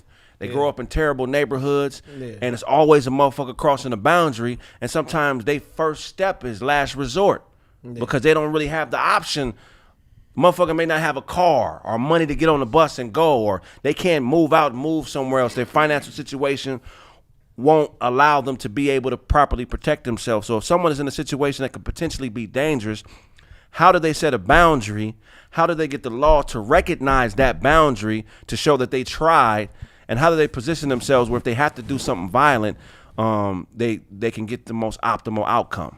Yeah, well, it's all about the reasonableness of the act and the honesty of your belief. So complete self-defense or defense of others is a complete defense to a crime. So if you're charged with murder and you're like, man, I had to kill him because of self-defense, and the jury believes you, that's a complete defense. imperfect self-defense is where you have an honest belief, but it's unreasonable. Right. So in that scenario, you know this dude a killer. You know that he done killed some people, and now you told him stay away, and he's coming in your yard. Now you just shoot him. You got an honest belief that you had to because you thought he was going to come kill you, but it's kind of unreasonable when, you know, that's it. I mean, he could have been walking up to tell you, like, man, your sister just passed out at the grocery store up the street. I'm just letting you know. Right. So it's about where reasonableness and honest belief merge, you have complete self-defense. Right. When it's unreasonable, but it's an honest belief, you have imperfect self-defense. And where you have neither, then you have no defense. That's powerful. Quick question. How do you feel about snitches? Do you ever approach the snitches for the prosecution when they get on the witness stand? Do you ever ask them, how do you feel snitching? Is that appropriate? Is it appropriate just to it would be how do you feel being a rat ass? Yeah, I like to strike that. Yeah. Do you ever just say you snitching on your whole community? It would be more so about, you know, getting them to identify what their code of ethics is and explaining that they are violating their own code of ethics, and then arguing to a jury that anyone that would violate their own code of ethics cannot be trusted. Right. And so that's how it would go about. But if you, you know, it's tough because it's case by case, and the line between snitch and witness is a fine line. Like if you aren't, and the way gang members have explained it to me, once you cross that line into gang membership, then you can't be a witness for no criminal activity. You can never be a witness for the prosecution, period. I wouldn't be a witness for nobody because you know what I mean? And I get it. That's when somebody I love, right? Mm-hmm. I still wouldn't take it right in front of you unjustly. You still wouldn't take the stand. Because you know why? There's no such thing as justice as a black man. So now all of a sudden I'm gonna buy into justice when you know what I mean. When now the police, justice. Your friend, they gonna be. What at about your in home the civil suit? Niggas don't never talk about this. Would you testify what about in the civil suit? It's $3 million on the line. All you got to do in a civil suit is say that nigga is the nigga that blah blah blah. On my soul, I'd rather try to rob a nigga than to tell on a nigga. Hold on. All right. What about this wait on a nigga to get the $3 million to get him. But all right, what about this scenario? You know, you did a movie. You were promised a certain percentage of the I forget what they call it, but of the profits of the movie, right? The residuals. They didn't give it to you. But now you sue him, and you not gonna take the stand to say I was promised to get these residuals. Well, here's my rules. It might be a little gangster, you know. What if Martin Scorsese gets you? I would say this: make your walk-away game strong, and make your sneak-up game stronger. And I could get way more from you, you know, on the sneak-up than I can in court. Right. You know what I mean? Because I understand. By the time you went to court in a civil suit, you done tried. You done talked to them. You done sent them a letter. Yeah. You done had a mediation. You done did all of that. They still like, fuck you, nigga. I ain't giving you this money. And these residuals are supposed to be about $2 million because the movie did well. I would never turn to the system to help me. I'd rather die. I'm gonna go get that $2 million. So it's the movie did well. They went for me. I was the star. Fuck that. So I grew up in gang culture. I ain't never been no gang member ever, but I'm probably the only one in my family that, you know what I'm saying, ain't with that. You know what I'm saying? But I was raised by hogs. Yeah. You feel what I'm saying? So what if you sue a nigga? Because pressing charges is one thing, but suing a nigga is different. Yeah. I let the homie use $100,000 to buy a house. The homie died. Now his wife don't want to pay me. But everybody living in the house that I put the $100,000 in on, it's equity in the house. She got another okay, by the law, I could sue if I could prove that I put the $100,000 on this, put some type of lien on the crib, and get my money back. So when we talking about finances, because we live in white supremacy is one element of capitalism, right? Yeah. Capitalism is a completely different monster than just, you know what I'm saying, what happens with the whole black and white thing, you know what I'm saying? So I can't even sue the homie to get my bread back. I got to leave that to the streets. I can't just be like, nigga, you know what I'm saying? You'll save a lot of money. Just burn the motherfucker down. But look, the nigga trust though. Hey, I'm telling you, every police officer watching this right now was like, oh, we could beat his ass. He ain't gonna say shit. We gonna fuck Scrouch him up. He ain't gonna say nothing. Yeah. I'm with it, man. In my opinion, I understand because I was raised by them ethics. But, man, the streets are so dusty right now. Niggas is keeping it real. Niggas is breaking code. You got gangster niggas out there molesting babies, and it ain't the game ain't the same. And it sucks when you get people who adhere to that code because it's so much bullshit in that lifestyle. It's like, damn, you get one stomp down nigga like Scruncho or my father or my cousin Maurice or you know what I'm saying. Most of my family. It's like, how? If you playing on a bad team, you could request a trade. But in gangbanging, niggas will be on a bad team and you can't request a trade. Here's a rule, like, I'm not a stump down gangster. Like, you think of us as gangster, Trady a stump down gangster. Yeah. Shout out to Trady. Big Rock that nigga won't even a stump down gangster. Right. You know, they got some real stump down gangsters who live the culture. I'm not a gang banger. Right. But when you're a hustler, Hollywood always confuse the hustler, the gangster, and the player, all that. Hustlers and gangsters are similar because we go by the same set of rules. Right. But gangbangers, they gangbang for, they flags and stuff like that. I don't gangbang for my flag, but I go by the same set of rules. Right. Brothers, non-snitches, stand solid to, not necessarily code, but it's just rules that you grew up by that you should live and die by. Because you got to have something to die for. Because once you start negotiating, that's what's wrong with the world. Exactly. And everybody's scared to die. Right. But it's crazy. Then everybody don't want to live until the doctor tell you you're finna die. Right. Then they want to fight to live. Right. That's real spit, though. Man. But yeah, anyways. Hey, that's so real, good though. game. That's good I game. ain't know that. My grandmother, she just turned 95 last week. And she drank from probably like 16 to 92. And I was like, shit, she ain't never gonna stop. And the doctor said, man, one more drink could kill you. She ain't drinking 3 years. I was like, damn. Some people live like that. So some people gotta just, see that shit to the end. You gotta show them to believe them. They gotta see it to believe it. You know what I mean? So I'm gonna tell you right now, nigga. I'm not finna be fighting no now. I'm finna sue the shit out of you. If I give you $100,000, nigga, man, hey, look, you know what I'm saying? Cause it's like it's gonna go either one of two ways. Either you gonna give me my bread, or we gonna have to go take it somewhere else. Right. It ain't finna be no in between with that. Right. You know what I'm saying? So either you gonna do it the legal way, or we gonna do. Either way, I'm getting my bread. Right. You know what I'm saying? Let me ask you. So I want to stay on the code of ethics when it comes to lawyers, and a lot of things I don't agree with within the system is, let's say you're a criminal defense attorney, and you have to hope the prosecution gives you everything in discovery. Yeah. Give me a scenario where, because basically they have to give you their game plan of how to beat them. That's never made sense to me because ethically you're supposed to present it.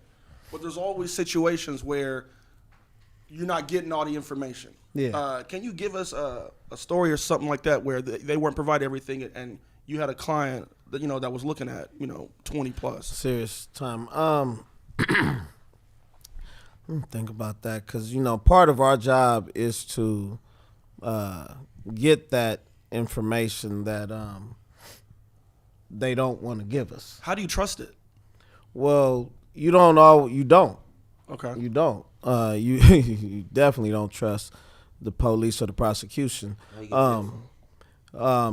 It's about digging through what they have, and then you see, like, you might see, and this conversation was recorded in like a report that's tucked under thousands of documents, and then it's up to you to be like, hey, where's this recorded conversation? Because the fact of the matter is sometimes police hide stuff from the prosecution, and so the prosecution, they only have to give what they have. But aren't the police and the prosecution pretty much like brother, sister when it comes to that? In actuality, yes. In the way it's supposed to work, the prosecution is supposed to be the check and balance for the police. Now that doesn't happen. We're in a Law and Order where the start of Law and Order. There's two sides. Like, nah, there's three sides. There's the police, because if the prosecution and the police were the way it was supposed to be, cops would be getting prosecuted all the time. So what do you do? Because you have to present your discovery as well to them, right? Yeah. And you have some shit that you're like, damn, this motherfucker did all Well, that. I only have to turn over what I plan to use at trial. So if I have evidence that proves my client did it, I'm not going to present it at trial, so I don't have to turn it over. And so, but the flip side is they have to turn over. Yeah. So one time it was a domestic violence case, and Charlie was doing it again. So it was a domestic violence case, and the prosecution had a witness who was an Uber driver, and they had spoken to them, and the Uber driver said, "Yeah, I was there. He never hit her." But on the phone, she's like, "Oh, he hit me, he beat my ass, and all this and all that." And they didn't turn that information over until like after the preliminary hearing. And so that would have been great to know.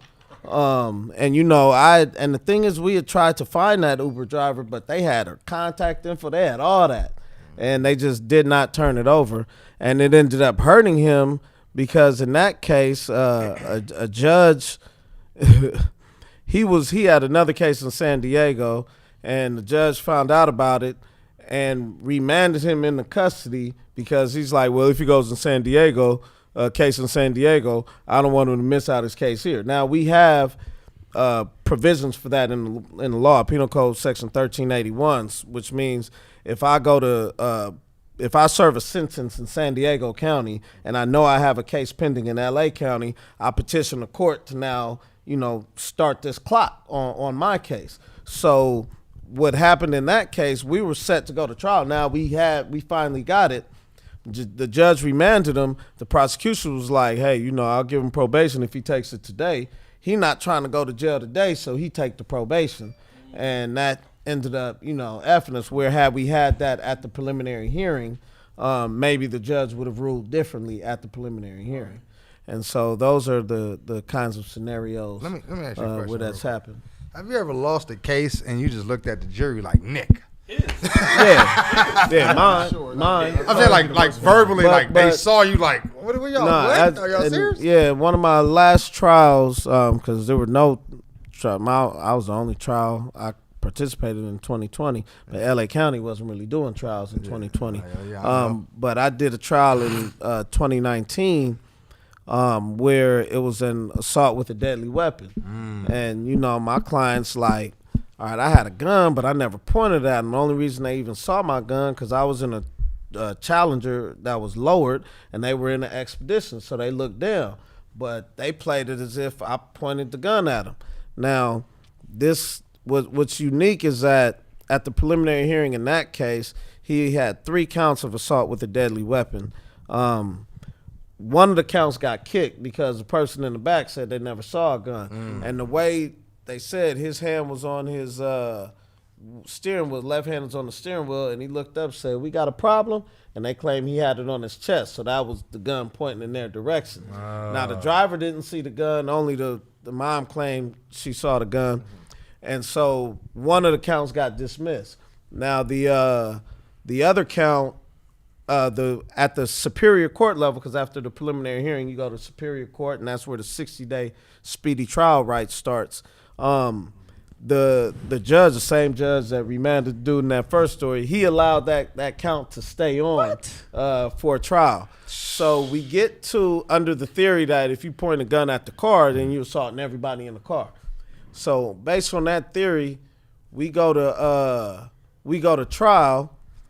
Client gets found not guilty for assaulting the driver and the backseat passenger, but guilty for assaulting the mother. Even though he didn't look at her, didn't say nothing to her, whatever, they just went with that. Now, the other bad thing about that trial is that the whole time he was also charged with felon with a firearm, but he had his felony case reduced to a misdemeanor. Right. And when that happens, at any point it's reduced for all purposes, including you can now have your firearm rights. Right. And so that judge, I showed him the transcript that said, hey, it's reduced now. He said, well, I don't care. Once you're convicted, it's a felon, period. And you can't have guns for the rest of your life. And I'm like, that's not true. Here's the case.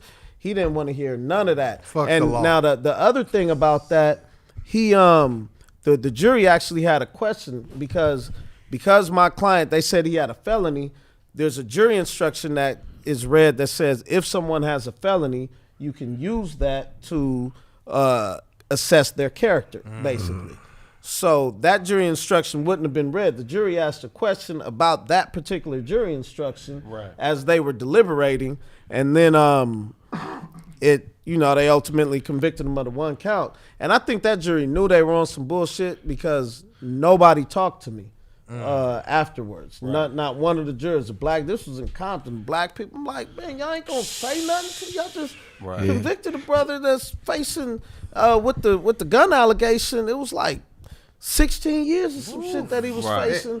And what the other cold thing that happened, man, with that judge, he once he realized, like, oh shit, he didn't have this conviction. Now you supposed to give this man a totally new trial because you gave this jury an instruction that said you can basically disbelieve him based on his felony on his record that wasn't on his record. Instead of that, he said, look, man, I'll only give you, if you waive your rights, I could give you this, but if you waive your right to appeal, we'll take off the felon with a firearm and I'll just give you the 7. And, dude was, people get scared in these times. They don't want to go. Yeah, he took the 7, but I think that case will come back ultimately. Before he took that 7? Well, he had got another attorney at that point. He thought. He got an appeal, right? Yeah, I think he does because just ultimately that was just like under no circumstances was the jury supposed to hear about this felony that he had because he didn't have it at that point. Let me ask you a question. Do you practice private? Yeah, I'm private. You practice private? Because how do you feel about public pretender? Well, I worked in the public defender's office for 6 years, and the thing about it is they're a large criminal defense law firm. Right. So for those who are really about that life, and there's a lot who are, it's for you as a defendant, it's a gamble. You know, it's you have a little more when you're hiring an attorney with your own money. You look at their background and whatnot. But for you, it's a gamble, right? And a public defender can lose 20 straight cases. They can't be fired because they're a civil servant. So, but to me, this is the way the traditional system works. You become a public defender, you come out of school, you have all your little exciting, and you want to do the right thing. And you start getting in that system, then you get numb to the love of people and start wanting the status. Trauma. So now you get that secondary trauma. So now what you want to do, the prosecution may tell you, give us 20, give us 2,500, we advance you to be a prosecutor. Then a prosecutor, like, look, you give us 2,000 cases, we advance you to be a judge. And they work their way all the way up. And that's why I don't believe in it. Yeah, that's public defenders and DAs for the most part don't fuck with each other. For the most part. Now, that does not mean, even though you might not like a DA, it does not mean, one, you're not jaded. Because a lot of people, that didn't grow up around this life at all. And I always tell people I grew up in the streets but not of the streets. Right. My dad has a PhD from UCLA, my mom has a master's from SC, but my parents were freedom fighters, and at that point wasn't no money in freedom fighting, so we were still living with everybody else, right? But the public defenders, they come in all the wrongfully accused people. Then you get in the system, be like, damn, most of these motherfuckers did the shit they was arrested for. Right? And you realize it's like about 75% of the cases is like dead on. Like they did that shit. And so now you're not prepared to defend the person that actually did it. Right? And so now that messes with you. And now you think of this person as pretty fucked up anyway. And there are a lot of fucked up people. And so you get jaded, or you really into it, and then you receive what's called secondary trauma. You done heard so much messed up circumstances, so many traumatic things that now it's imparted itself on you, and now you're kind of numb to the system. But ultimately, those people aren't prepared for this, but because they got student loans or whatever, and public defenders in LA County, you know, you max out, you make like $140 a year base salary. You get 10 days vacation. You can buy up to 20 more days from your benefits package, and your benefits package is 17% of that $140,000. So you get another 20-something thousand a year for your benefits. So it's a pretty good job. You know, it's a pretty good job. And people don't want to give that up, even though they've kind of lost the zeal. They lose that, but it's a legal slave trade. Right. But the people that are in it, they use their, because you got secretaries, paralegals, investigators, and anything you subpoena, you get for free. So those that do the job, they do it well. It's just, you know, what the percentages, I don't know. And I definitely ran up against some white supremacy while being in that office as well. We're going to go to a commercial break. When we get back, more from the show. Make sure y'all smash that like button. We got 2,100 people in the live. We only got 892 likes. Oh, hell no. That's disrespectful and absurd, man. Smash the like button. It's very important for the algorithm. You know what I'm saying? It shows participation. It went up 3. We'll be back, man. Here we go.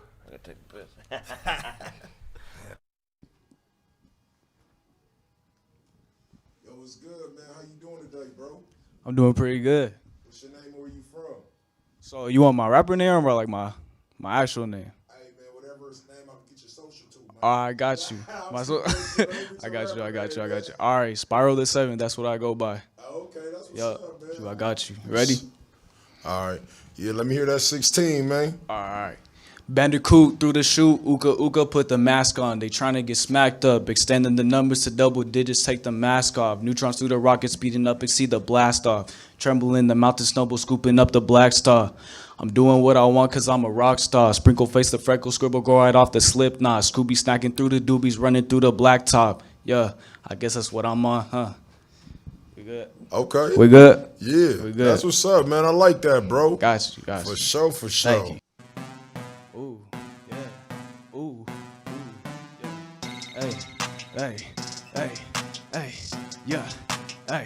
Yeah.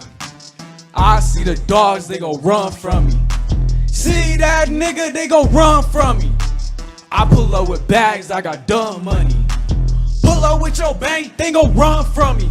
They gon' run from me. They gon' run from me. They gon' slide from me, nigga. They gon' dump from me.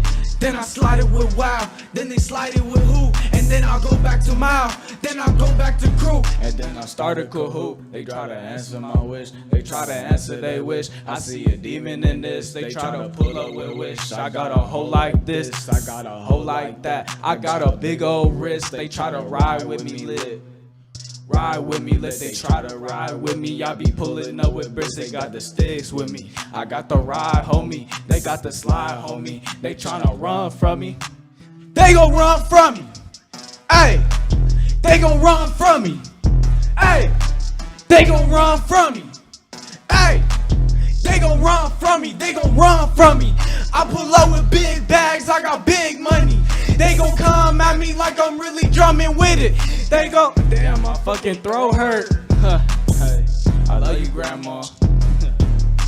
Hey, oh, they gon' look like, hey, oh, they gon' look like Legos. I let go, I let go. Hey, oh. They got stanks, they got bangs, they got rank. Shoot it like some pain. I put it like some gang. They put it with my gang. They put it with their gang. I got brains with the stain. I be doing my hobby. They gon' die like Dobby. I go back to Molly. They go back to the motel. All them niggas tell. You can't even tell. You can't even tell. What? They gon' run from me. They gon' run from me. They gon' run from me. I'm pulling up with big money. They gon' run from me. They gon' run from me. Hey, they gon' run from me. Huh.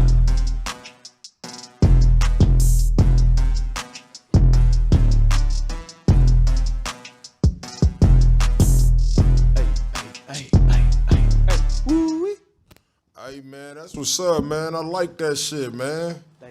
Hey, Thank you so much. Most definitely. Well, you said we can find that out again. Is it on all platforms? Yeah, all platforms. I didn't put it on SoundCloud yet. Okay. I will. For sure. Let everybody know where they can find you on Instagram. On Instagram, all right. My Instagram is Play Me Skate. Simple, Play Me Skate. That's it. Spell it out for them, just for them, PLAYMESKATE. Play Me Skate. That's it. For sure, man. Thank you for coming through, man. You killed that shit, brother. Thank you, bro. Thank you. Most definitely. Can't wait to hear more. Of course, bro.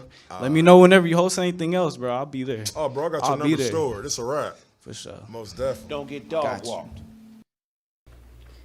My man is a dirty dog. A dirty dog? Oh, yeah, that's it right there. Ooh, yeah, your dog is dirty. Ew. You know what? I know who we can call. Who? Code Red Carpet Cleaning. Who is that? Oh, look, watch this. Code Red, Code Red, Code Red. See? Wait a minute. I know you. I've cleaned your carpet before. Mm-hmm. Okay. Hi. I know what that spot is from. That's either from a dog or from a man. Oh, that's her man's. Nasty. Yeah, it needs to be taken care of ASAP. Don't worry, though. I know how to clean carpet. I was born this way. You were born this way? I was born this way. Hey, you guys, this is Chantel with Code Red Carpet Cleaning. If you need your furniture, tile, carpet, or anything clean, click the link in the bio or call 747-234-6224. Support black business.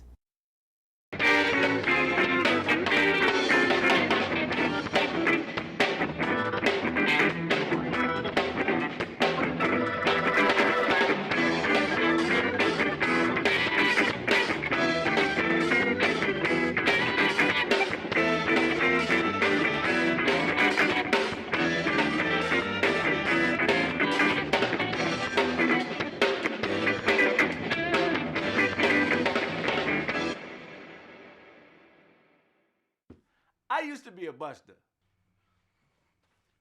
What is going on?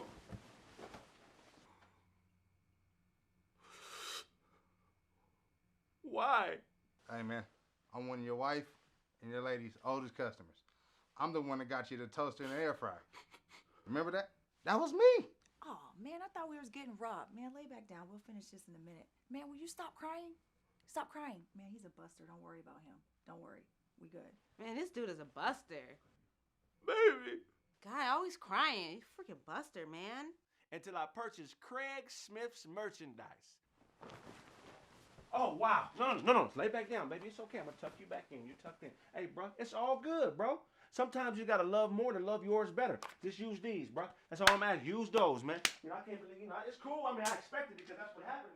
Just do me a favor. I need you to make more appointments. Yeah, we're looking at getting some type of residual income. I'm not cool with you every once in a while paying, we need you paying every week, man. But other than that, have a great time. No, baby, stay in bed with him, baby. It's okay. Y'all good. Baby, both of y'all are okay. Y'all do y'all thing with him. I'll just be waiting. Let me know when y'all finish, man. I got a roast button. I got the TheeKraigSmith t-shirts. And I also got the Get It From God t-shirts. So, hey, watch and subscribe. Ain't that right, ladies? That's right. Yeah, watch and subscribe. Right, subscribe. Right. Look, it's TheeKraigSmith, T-H-E-E. Watch and subscribe to all my stuff. Purchase the merch. I do appreciate your support. And I promise more funny, weird, and abstract humor. Ain't that right, ladies? That's right. Yeah, right. Your breath is killing your bottom lip, nigga. Your breath is probably turning your tongue to jerky, nigga. I can tell by your breath that you got a poisonous bite. Oh, I drink venom breath ass, nigga. In animals, your breath means fuck you. If you blew into a saxophone, green smoke would come out the other end. Your breath could melt the ink on a peace treaty, but we had an agreement, but now that he breathed on the contract, everybody got to die. If you don't get your big head ass the fuck out my face, man, either you got a big head or a small haircut, nigga. Which one is it? When you die, God gonna have to hire a construction company to build your halo. You can't even yawn without falling backwards, you big head, nigga. Look, when you feeling down on yourself, the doctor gonna have to put an ACL in in your neck so you can hold your head up. Nigga, if you slept on a brick pillow, it'll be sand by the morning time.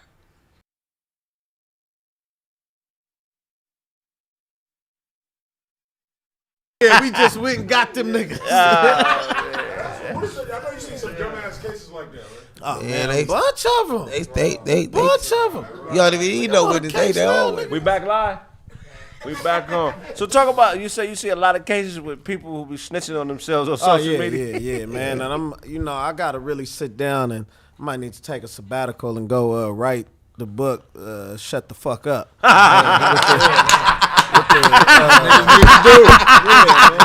See that video when a nigga told on himself? Nah, but it's like people don't realize like all the ways they snitch on themselves. Yeah. Like, I mean, we do it in our personal lives too. Like, nigga, you finna go cheat. You know you done shared your location with your wife, nigga. You know, now you wonder why she out your side chick when you leave.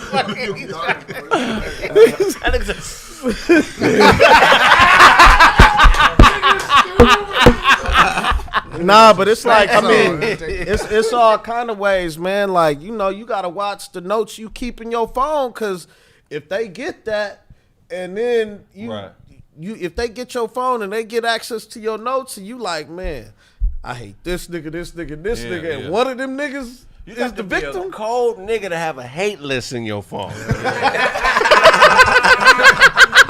I got one in my head. Oh, don't like that nigga.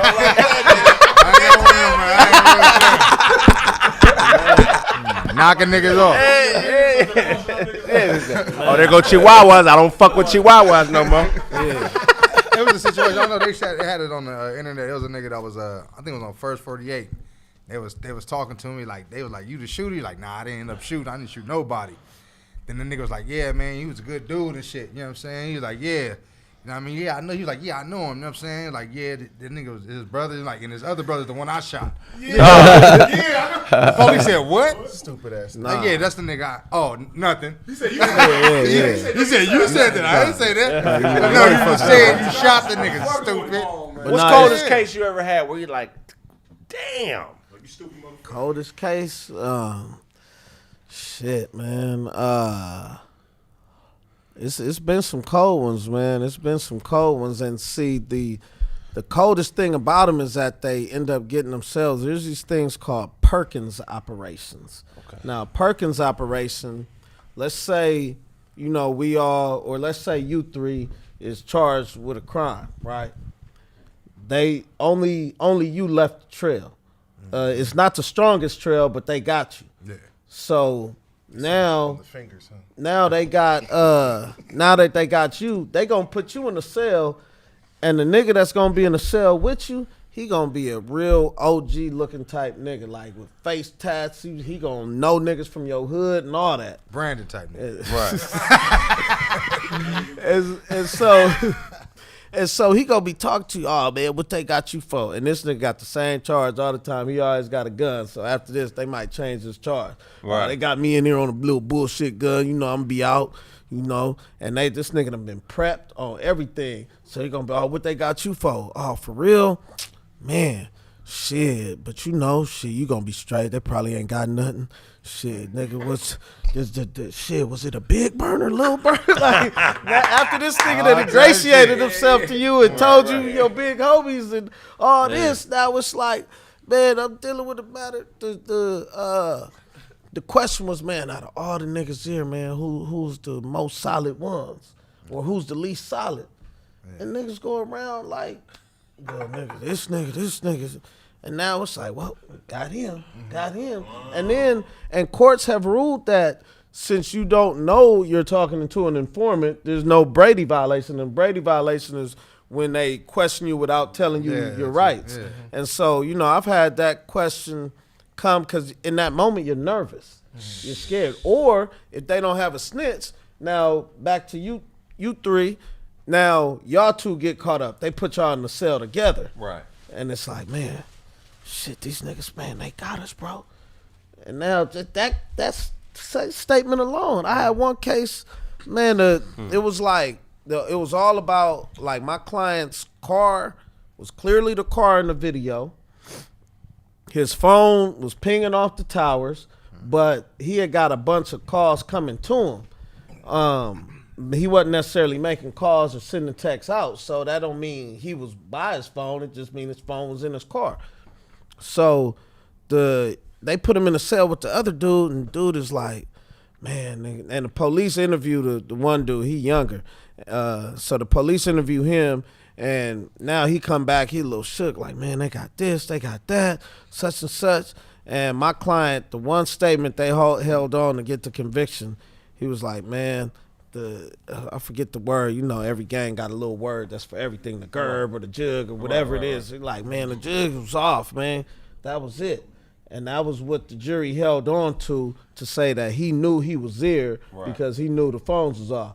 And his phone wasn't even fucking off. So I was trying to point that out, like, you know, he was saying that for their sake, not for his own, but that's what they held on to. And so it's those Perkins situations are the worst because it's kind of really no way around them. Whereas, so nigga, if you get arrested for anything and you go to jail and you gotta talk, nigga, talk about the Lakers. How do you feel about representing someone who you know is guilty? Well, guilt is something that's determined in the court of law, good brother. Nigga. So just because you did it, this nigga don't mean you guilty. He ain't like us. well, no, a couple things because I'm just like your motherfucker. No, a couple things because obviously you're sharp at knowing the law. Oh, thank you. But these niggas in the comments got your number, bro. A nigga said you built like Lego Man. Lego Man? What would you do if you can get one of these people in court? Would you throw the book at him? Nah, man. You know, I'm all supportive of a good joke. Defend yourself, man. That shit wasn't funny, nigga. Bro, it was, bro. It's a setting, bro. So, man, do you think? Go ahead, get it off. Lego Man. Hey, man, do you feel like social media has took it over, made you have to step your game up in a different way due to the everybody on social media snitching, and does it change the way cases you have? It definitely. And now law enforcement units or divisions, they all have social media teams. All they do is peruse social media and, this gangster just dropped a new music video. Yeah. Well, let's save this music video. And now every nigga in the music video had one case like that, like where they used his presence in the music video as proof he was really part of the gang. Like, nigga, he wouldn't. No, they had a gang expert who's just a cop. He ain't studied shit. He ain't wrote shit, but he an expert. Well, yeah, these gang members, they don't let people in the videos who aren't really part of the gang. Oh, wow, that's I'm cool. like, nigga, here's his check. He was a paid Streets is extra. over with. Yeah, streets But are that's over. hey. over And I with. wouldn't get it as a kid when I used to listen to like NWA talk about committing crimes. I'm like, ain't you supposed to not say that? Right. Like, I didn't get it, but now it's like, who gonna keep it the realest? Yeah. And now, you know, when the shit when the pandemic first started, niggas started cracking the EDD, and they had the whole song. And then them niggas got cracked. So, I got a question though. I know every nigga want to know this because it's a real lawyer. We got a real certified lawyer in front of us. You know what he talking about. What is a real lawyer's top 5 rappers of all time? Well, I'm hella West Coast, so Talk about that my top 5. I'm gonna go with Pac due to the influence. Okay. After that, I'm gonna go with Kendrick due to the lyrical prowess. After that, I'm gonna go with Kanye.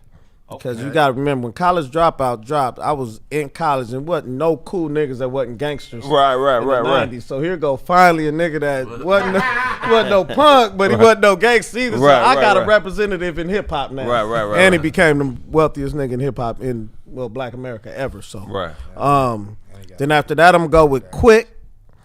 Because when I was away at school, his albums brought me home like nobody else's. Yeah.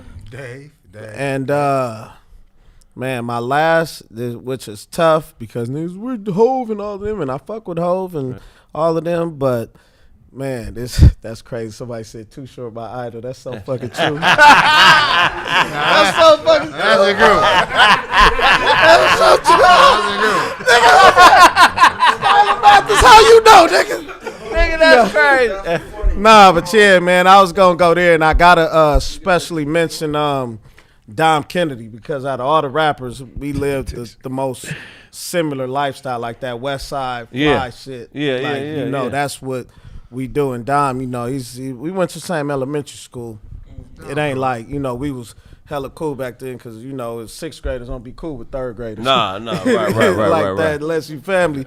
But I remember them, so when I first, so when I first seen them, I'm like, this the nigga that's on all these songs. And, we've had the occasion to church with the brother and really kick it. And, bro is really about what he say. And because I've, in the recent years, I've had, more encounters with him, I've been able to really see, like, damn, not only I already resonated with the music because the lifestyle he was living, Nipsey was close too, right? But I didn't gang bang. So the fly shit Nipsey talked about, he a West Side fly nigga too. So all that, when the marathon came out, that was the last time I took the bar. It was All-Star 2010 is when DJ Fats handed it to me up at Staples. And before that, I wasn't really in the Nip because he was so gang banging more. But then I put the marathon in. Yeah. And I'm like, the best position of my life, my future looking bright. These Louis on my face. And I'm like, that was the first time I got Gucci glasses for All-Star Weekend. I'm like, I'm just past the bar. This is the best position of my life. This is really speaking what I'm living. Scruncho. Yeah. Man, I need your top 5, man. I know it's going to be interesting. You know what I'm saying? Because, what's your top 5? Man, I always love Ice Cube because he is the nucleus to NWA. Why don't Cube get enough respect when people bring up their list? I'm like, not even speaking on the list. If you just speak on NWA, they the greatest rap group of all times. They even greater than the Beatles, because not necessarily for their music, but if you think about the generation of entertainers that they started alone, that went through their brand, just between Dr. Dre, Dr. Dre, Ice Cube, and Eazy. Yeah, that's great. Think about it. Yeah. It wouldn't be no Death Row. It wouldn't be no Suge Knight. Wouldn't be no Snoop. Wouldn't be no 50. It wouldn't be no Eminems. It wouldn't be no Bone Thugs. Yeah. It wouldn't be no Mike. It wouldn't be no Chris Tucker. It wouldn't be no Cat Williams. It wouldn't be no, man, they started everybody. But West Coast as a whole don't get credit for all the people that come out here and get it. We can't go nowhere else and get it. But they come out here and get it. You know what I mean? And really don't give our proper homage. You know what I mean? To the OGs like Ice Cube and cats like that. It wouldn't be no Pac without them cats I named. You know what I mean? And so we got Cube. Cube, I gotta go with Cube. You know what I mean? I love Snoop. You know what I mean? That's my dog. So I go with Cube, Snoop. Absolutely Pac. You know what I mean? And I love the game. And definitely Jay-Z. I love Jay. Man. That's right. Yeah, that's a cold man. West Coast list. What we give one spot for niggas not from here. Fuck with y'all. So who? I mean, I hear the list, but one of y'all niggas had to be buying Marky Mark shit when he was cracking. The nigga sold millions. You bought Snow shit. I bought in farm. Nigga bum there. Yeah, Marky Mark. That's crazy how white rappers always go back to being their name, but black rappers got to keep their name to eat. You know what I mean? I'm gonna give you a list. The reason I asked that is because somebody put their list out today. So Justin Bieber put his list out, right? And it just made me think, right? So Justin Bieber's top 5 is Lil Wayne. Lil Wayne is fire. Understood. Biggie Smalls. Fire. Eminem. Fire. Lyricism. Kanye. Drake. Right? That's cool list. That's cool list. Yeah. That's not a bad list at all. No. But in my opinion, popular rap is not the best rap. Yeah. No. You know what I'm saying? Like, the reason Snoop is a legend or Jay-Z is a legend or any of them people that y'all name, it's because they lyrics. They lyrics, but they have an underground album that's fire. You know what I'm saying? Like, what is a Jay-Z without reasonable doubt? He's Right. not Jay-Z. Right. That foundation is us. You feel what I'm saying? You know what I mean? You know, it was NWA and all them cats without them foundational albums. Right. Yeah. Why, since the underground and grassroots things are so important to our culture, how is it that we have such a reverence or esteem for things that are mainstream? You know what I'm saying? Because it is. It's because, see, people in hip hop, the rappers and the artists in hip hop didn't sell us out, but the ones that bought the culture sold us out. So they moved in all the designers. So what they realized, Hollywood got smart. They said, yo, marketing is so strong, we can almost delete the talent. If we focus on the marketing, we don't really need the talent. So they start selling the world frosting. Right. But when you go to a party, you get sick off the frosting. Right. Niggas come for the cake. Right. So now with the you know, and it's sad, like all real niggas kind of gotta die to blow up. Right. You know what I mean? Whether it's Bernie Mac and, you know, the Nipsey Hussles and, you know, the Robin Harrises and, you know, Pox and all these cats wasn't as big in life, you know, as they are in death. Right. So we don't really fuck with nothing real until it died. And we always want to, like me in the industry, I'm like good cologne, you know. Right. Niggas don't really fuck with me. They just want to smell like they do. Right. You know, you know what I'm saying? You know, so. But now with the Black Lives movement and everybody being woke, now all of a sudden that frosted shit ain't working. Now everybody wants something real because that's the only thing that really works. It's real shit. And we gotta remember, like on that list, like Drake was hard to just take in as a serious person. But then when I went back and listened to that mixtape with Successful on it, it was fire. So far. I'm like, bro, I've never heard a song and I'm now, you know, everybody's now into manifesting. Right. Manifestation. Got to create. But man, that was a manifestation like I've never seen on earth. But it calls that about manifestation. If you really want to get deep, they took all that manifestation shit from Reverend Ike.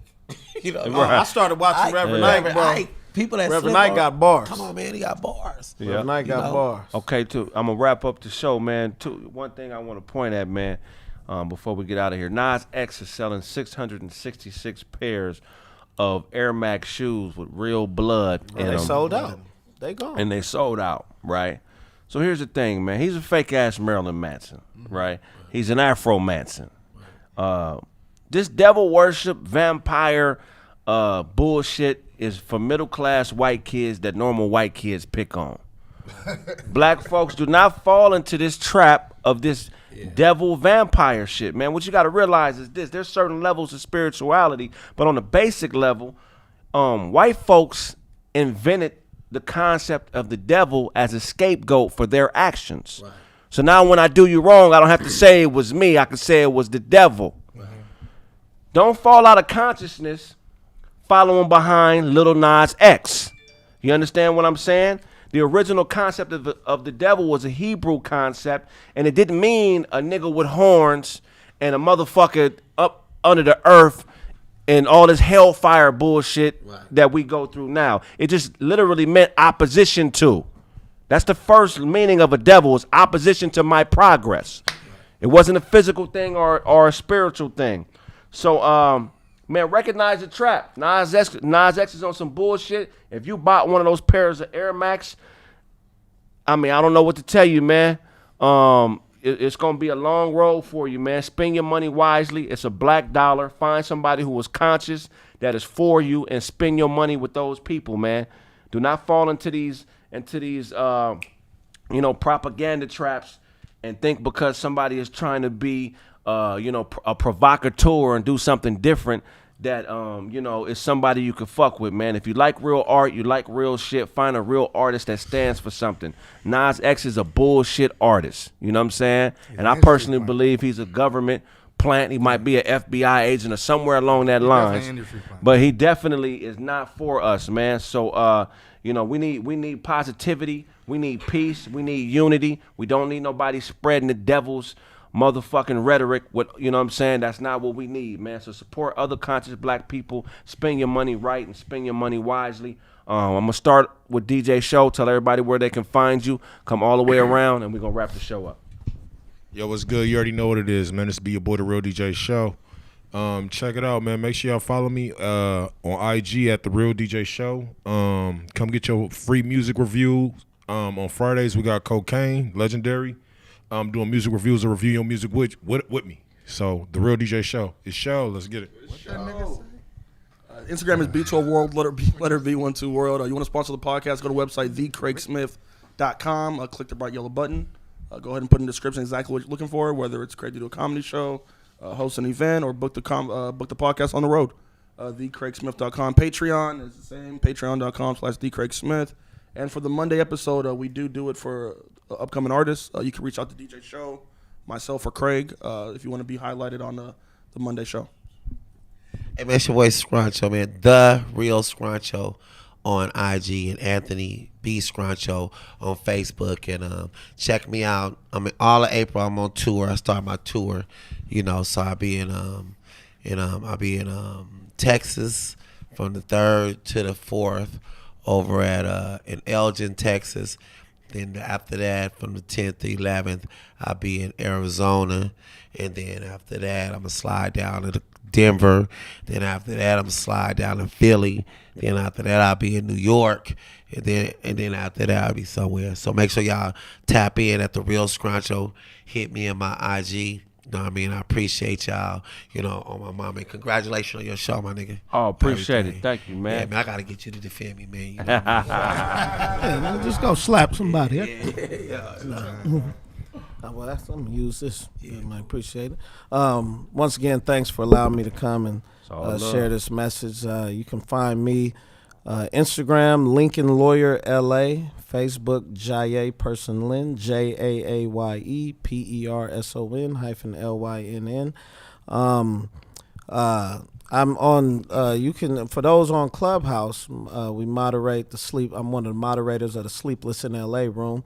Come on through and come check us out. And also on my podcast, We Not For Sale, which is some brothers similar to this. We're definitely not as funny, but we it's just about us blatantly stating our position as young black men and being consistent in that. That's what We Not For Sale about. So once again, thank you, brother, and everybody out there, please, man, go to the Cash App, click whatever you can, and if you were entertained by this, drop a few ducats in the bucket. Straight up, I appreciate that. You Che Ibukwenu. Hey, yo, man. Shout out to Scruncho and Classic, man, for pulling up on us, man. Yeah. You can be mean when you look this clean. We wholeheartedly appreciate that. Classic, man. I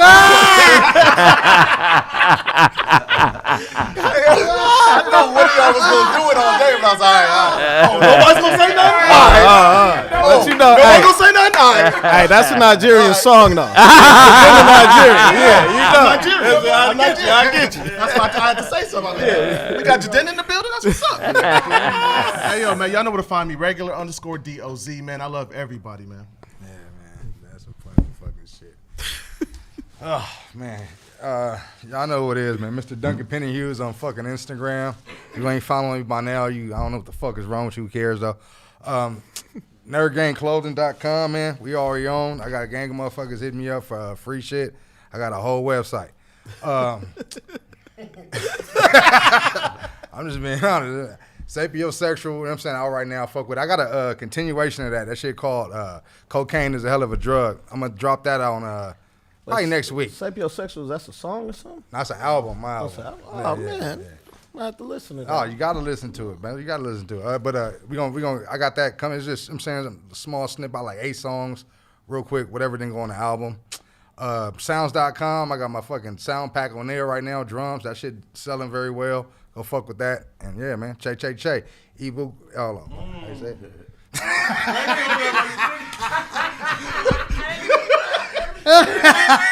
Every time, fuck Hey, out. real quick, shout out to Francis Ngannou for taking that belt. Oh man. yeah, that nigga, dude. Serve that boy, nigga. Man, shout out to my nigga Scruncho, man. Ain't nobody said that not netter like that nigga said that Not a nutter. Not a nutter, nigga. Fuck out of here, bruh. Say that in court one day. Yeah, you get it. Appreciate y'all watching, man. Check out the website, TheeKraigSmith.com. Shit, man, I had a little delay on Chill Withers, man. It's gonna drop soon, man, but I had a little delay. Just a slight hiccup, but it's coming out. Also, man, check out the Patreon. I got some dope content I'm about to put on there, man. Support the cause. Look, if I owe you something, I'm not gonna be able to give it to you, but if you want it, you can get it from God, nigga. Have a great day.